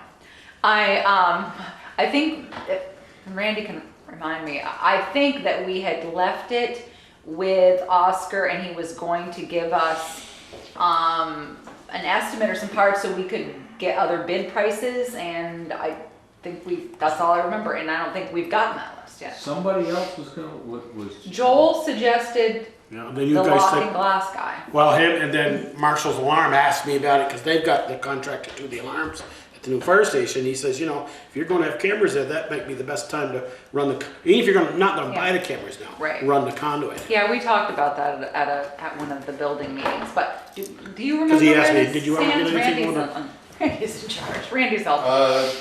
The last conversation I had with Oscar was, he was trying to determine what kind of cameras would be best and positioning in the park to cover the bandstand, which is what your concerns were, I think. And he was looking at a camera that would have a direct light line of sight, a wireless camera, but with the trees, there's really no place to get a good line of sight to the town hall. So it was gonna be a little bit more expensive camera, and he was gonna be looking into that, and So are you willing to follow up with him? yeah, I can Thank touch base with I thought we had one conversation here at the board, to maybe having the cameras mounted on top of the light poles The that light go up through poles, yeah. go up through the middle of the park. Well, that's one Yeah. option, but we still have to be able to get the signal from the camera to this building. Well, the wireless ones you can, right? And they were gonna see if there was some way they could feed off from the new, Wi-Fi that just went into town, they upgraded. Well, my understanding from talking to Oscar is the camera system itself has its own wireless Nice. connection. Basically, you have the camera and a receiver in the municipal office, and then from the municipal office, then it connects to wherever you want it to be seen here. It doesn't use anybody else's Wi-Fi, it's standalone system. From Distance.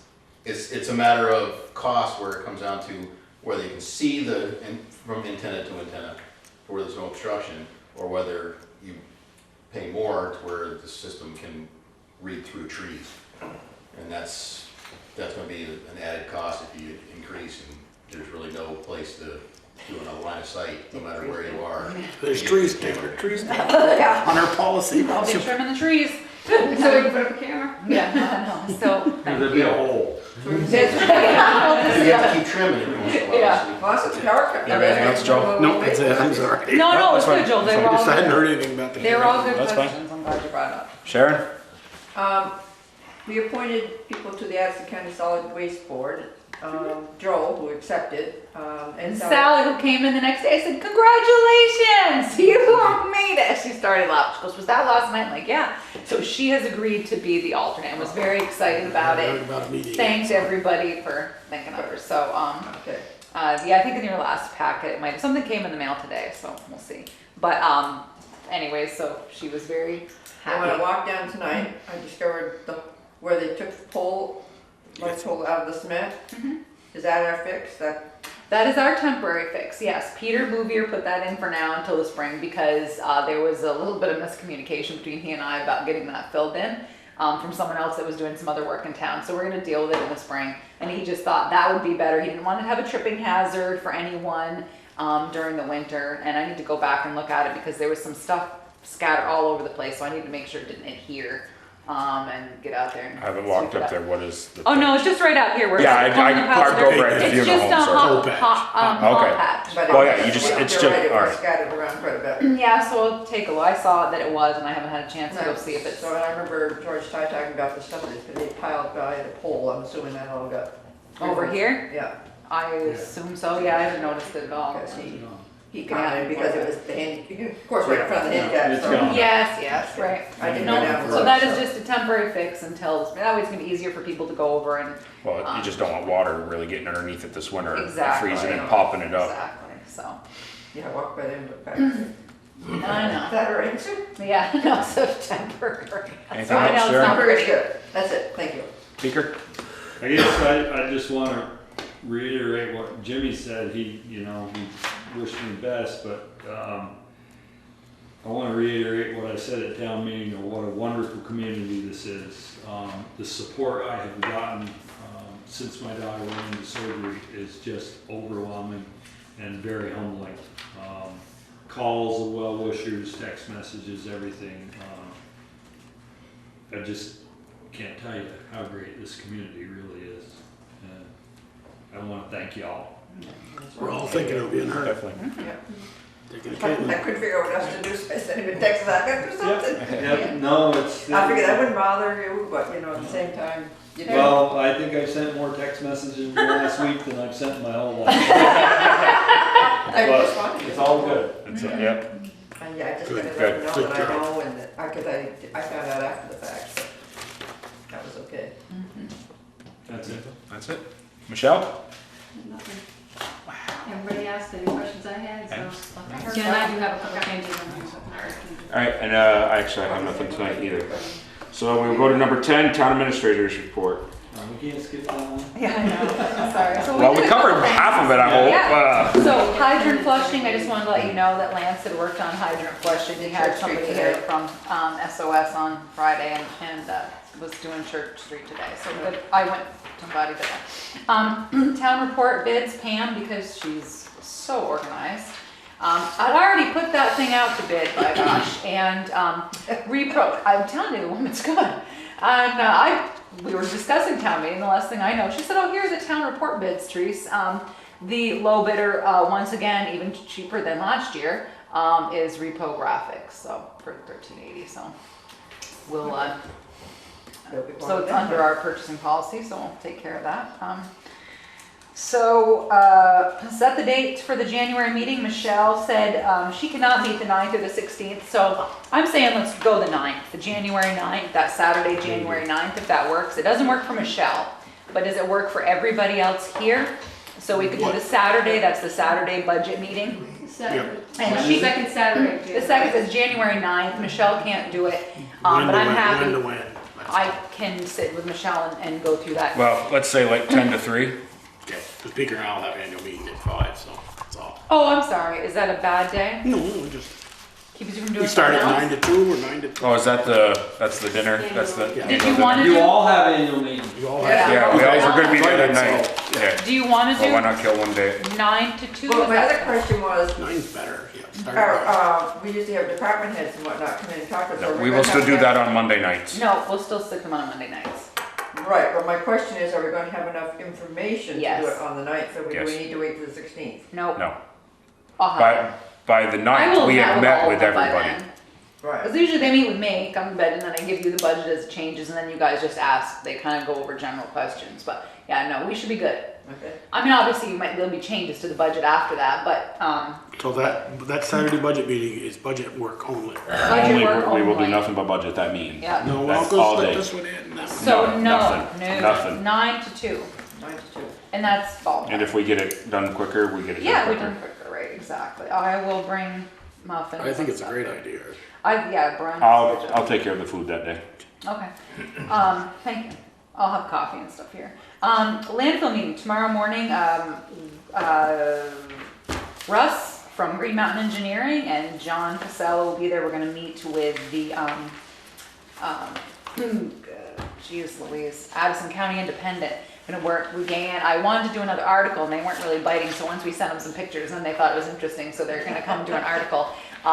We want to talk about the fact Before and that after? we want to talk about the fact that it's going to be, yeah, there are pictures from before, that we still need the money to be appropriated in the capital budget. This is still an issue for Bristol. We still need to deal with this. So we're going to meet with GAN tomorrow morning at 10 and they'll do another article for us in the Independent. And this is a cool picture. Darla printed it out for us so you could see. This is that jute matting, so you can really see it. Rolling out the last of that when I Yeah, was it's pretty interesting. impressive.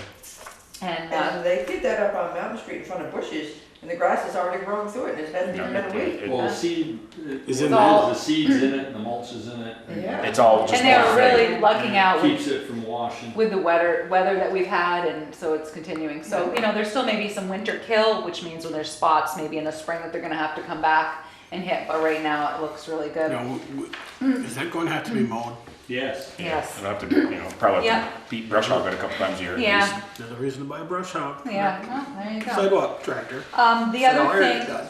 in the same vein is, I looked at the numbers today and had talked to Jim a little bit and then talked to Pete Ryan as well about revolving loan fund. Once we pay out Casella Waste and the Green Mountain Engineering contract, we're gonna be about 111,000 right now short. That's not, there could be other things that come up.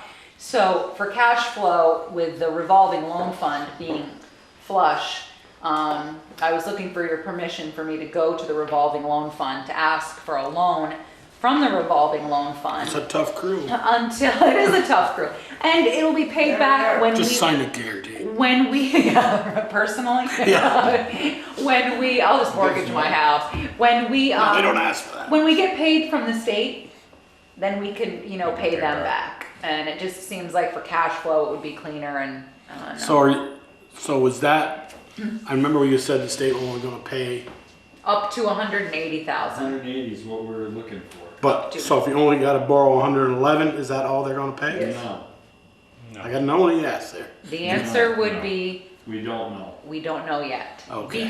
But it could be, yes, if this is the way the numbers sugared out, then yes. Okay. But we don't know that yet because there's still some other costs that we, could certainly, it isn't over till. Because we've exhausted all of our money that we had in our fund, We will pretty. in our landfill In the fund. next check we will. Right, but they promised us up to 180. We have post-closure costs as well, so. Yeah. They weren't concerned. They are not about concerned about our post I know closure they're not. costs and. And they're not gonna give us surplus of money. No, that's why I asked. We that have to question. requisition. They're only gonna pay from invoices that we pay. So at this point, yeah, but I don't know. They're not done yet. We haven't been the final invoicing yet. We did have to fix a monitoring well that was in there, so there's still some other things. So I'm saying to them, it's not over till it's over. Fred Baser was in my office today and asked what number, could he go to the number with to the state with a number, and I said 180,000. For right now, that's the number we're sticking with until we have final. You'll probably get that final over there for they get South Street Bridge final. Yeah, that's true, because January 2016 is when we think we're gonna get our last bid. That's what you said to him. You said, I'll give you a final when you get a final. That's right. So if, Is everybody okay is with her everybody, going? Gotta pay the bill. Yeah, I mean, we don't have. That's a- not gonna be a She's problem gotta for get our by audit. She's I gotta gotta get by the revolving loan fund. committee first, so. you know how tight Pete can be, so. Alright, so. Okay, so I wanted to make sure about that. Driveway, dig safe. Did you get this letter? I did, Yeah, I yeah, and wonder- we're gonna talk about that, yeah. Okay. And, we did get this letter, and Sharon, it came to Sharon, she must have been the chair at the time, and so, and this is exactly the road we've been talking about, which is a little piece in front of the, rec club property, this, town highway 312. So it was just really funny. I talked to the guy. They do send some, who knew? They actually send someone out to make sure you're maintaining them to standards. And on October 15th, Did we pass? 2015, we did not pass on that. I wonder why. Tore that road up 20 years ago, or? We have not. That is I was waiting to resolve something with Baslow Road, because if we were gonna throw up two roads at once, I wanted to do it in one fell swoop. Well, we figured out Baslow Road, made that deal. So I don't need to do that. So now it's one issue. But I did call Jonathan Croft back, very nice guy, and I said, you're right. We don't maintain it, nor do we nor do we plan on maintaining this. So no maintenance has occurred, and we don't plan on maintaining it. So he said, I'm gonna deem the highway as not up to standard and remove it from state aid funding, but Therese, I still need you to go through the motions. And this is very funny, because we actually have to hold the meeting, we have to start our meeting over there. So this isn't, So we still own that, so let's put our guide wire in there. yeah, Yeah, there you go. So we still have to, I can't believe We're it. telling the rec field they have to. Well, Right we're- up standard. Yeah, there you go. There you go. They I'll tell ground you it up. after. They bulldozed Tell you it up. afterwards. Yeah, it wasn't, We'll yeah. put a guy wire in. A guy wire, yeah. Or put the road back in, one or the other. So we either maintain it to standard or we don't. But anyways, I told him that our conversation's been, we were gonna throw it up, we just hadn't got to it yet, so. So yes, Sharon, thank you, that was something we needed to talk about. But other than that, You good? we are good, and I have no executive session for you. All right, does anybody have anything else? Yeah, of course. No, I, Yeah, no. well, you got Knucklehead next to you. Yeah, That's- I have a problem with this little Me too. hold harmless, you know. So do I. They want us to do Yeah. all this stuff, but they wanna hold us harmless? Well, so what That's- Michelle is talking about Fred's letter? is the letter that I sent to Fred Sarr at about Addison County Yeah, I like your Unit letter. for Special Good job. Investigations. And yes, I had several problems with that, hence why Kevin and I met and we sent it back to him with this letter saying, you know, we're willing to do all these things, but I did feel like, and I had spoken to Fred, very nice gentleman, and he did tell me that there was some special language in there just for Bristol, and I said, yeah, I saw. So that's why I told him we weren't really planning on signing that as is, and that we were, so I felt in good faith, Kevin and I reviewed the MOU that was proposed, and we're sending it back to him with some proposed changes. I didn't feel like this was an all or nothing. If we're a team and we're gonna go into this as a partner, to a koozie, which is what we should be, then I feel like there was, room for improvement in that, yeah. Because there was just a lot there that I didn't think, we didn't even wanna do that. Basically, Kevin is saying he wants to be notified of cases in the district. And we want to talk about it with them and maybe partner with an investigation, or they do the investigation. But we felt like they were kind of giving us an all or nothing deal, and that was not what we were after. So I have not heard back from him since he received the letter. So if anything more comes of it, I'll let you know. But with you, I didn't feel like it was too much of a burden on us. Well, and they're saying we're holding them harmless from anything that's Forever. gonna happen. It's like, well, if you're doing all this work and we're just supporting you, why are? Yeah. So anyway, so I'm just hoping that, you know, we can come together and work together towards achieving the goals of Koozie, and so I think, but I haven't heard back from them, so I'm hoping that they read it and that they were happy with the letter. So Did Aquastore come today? Aquastore did come today, yes, and I'm glad that they did, because there was nothing big, but he's going to send us a disc and a written report. But I'm glad that he came, because there is some obvious maintenance that needs to be done up there, so it'd be nice to be able to budget for that. Apparently, one of the issues in the tank is there's, I want to say 12, but please don't hold me to that, antenna that are basically in there that monitor the water, and some of them have outlived their useful life. So it would take draining the reservoir and having that done, but luckily Not there's, the antennas, the diodes that yeah, keep the tank from corroding. yes, that's the word, thank you, not antenna. stuff. Oh no. They look like it. Yes. But, so they're needing to replace, so the good thing is he's gonna come to us with a list and some estimates of what it would cost them to come and do the work, which is good, which is what we wanted. It's why we wanted it now instead of later. We can budget for this work. And there was nothing, no catastrophic events going on, but if we're gonna have to drain the tank to do some maintenance, we might as well, do it all. And it also gives us an idea what needs to be done now, what could be done in a year, and some costs associated with that. So we should be getting a written report as well as a full disc of all the footage of it, so which will be interesting to look at. Speaking of report, we haven't had one from Simon's. No, we haven't. I'll have to poke that bear. Also hasn't been a police report in the accident. Yeah, No? there's one last 2 weeks ago. There What's was that? for September. All of September. That was August. Yeah, I did, Gayanne Murphy did ask today, she's the reporter, she said, would the select board be upset if I got the chief to submit a weekly report to the Addison? I said, good luck with that. Terribly not I said, they'd be thrilled. Good luck. I said, let me know how that works out for you. I'll be Poke happy that to-" bear. It's so honest. So I told Make a her, motion to your manual. nose would not be out of joint at all, and if she was successful in that pursuit, there you go. I think it's a waste of time personally, but Yeah. whatever. There you go. Okay, Jane, a motion to, Yep. I make a motion, Jared. Or you want it, Peter? Nope. Peter already I just want somebody to do it. My goal was not, okay, whatever, figure it out. Aye, Yeah. aye, favor, opposed,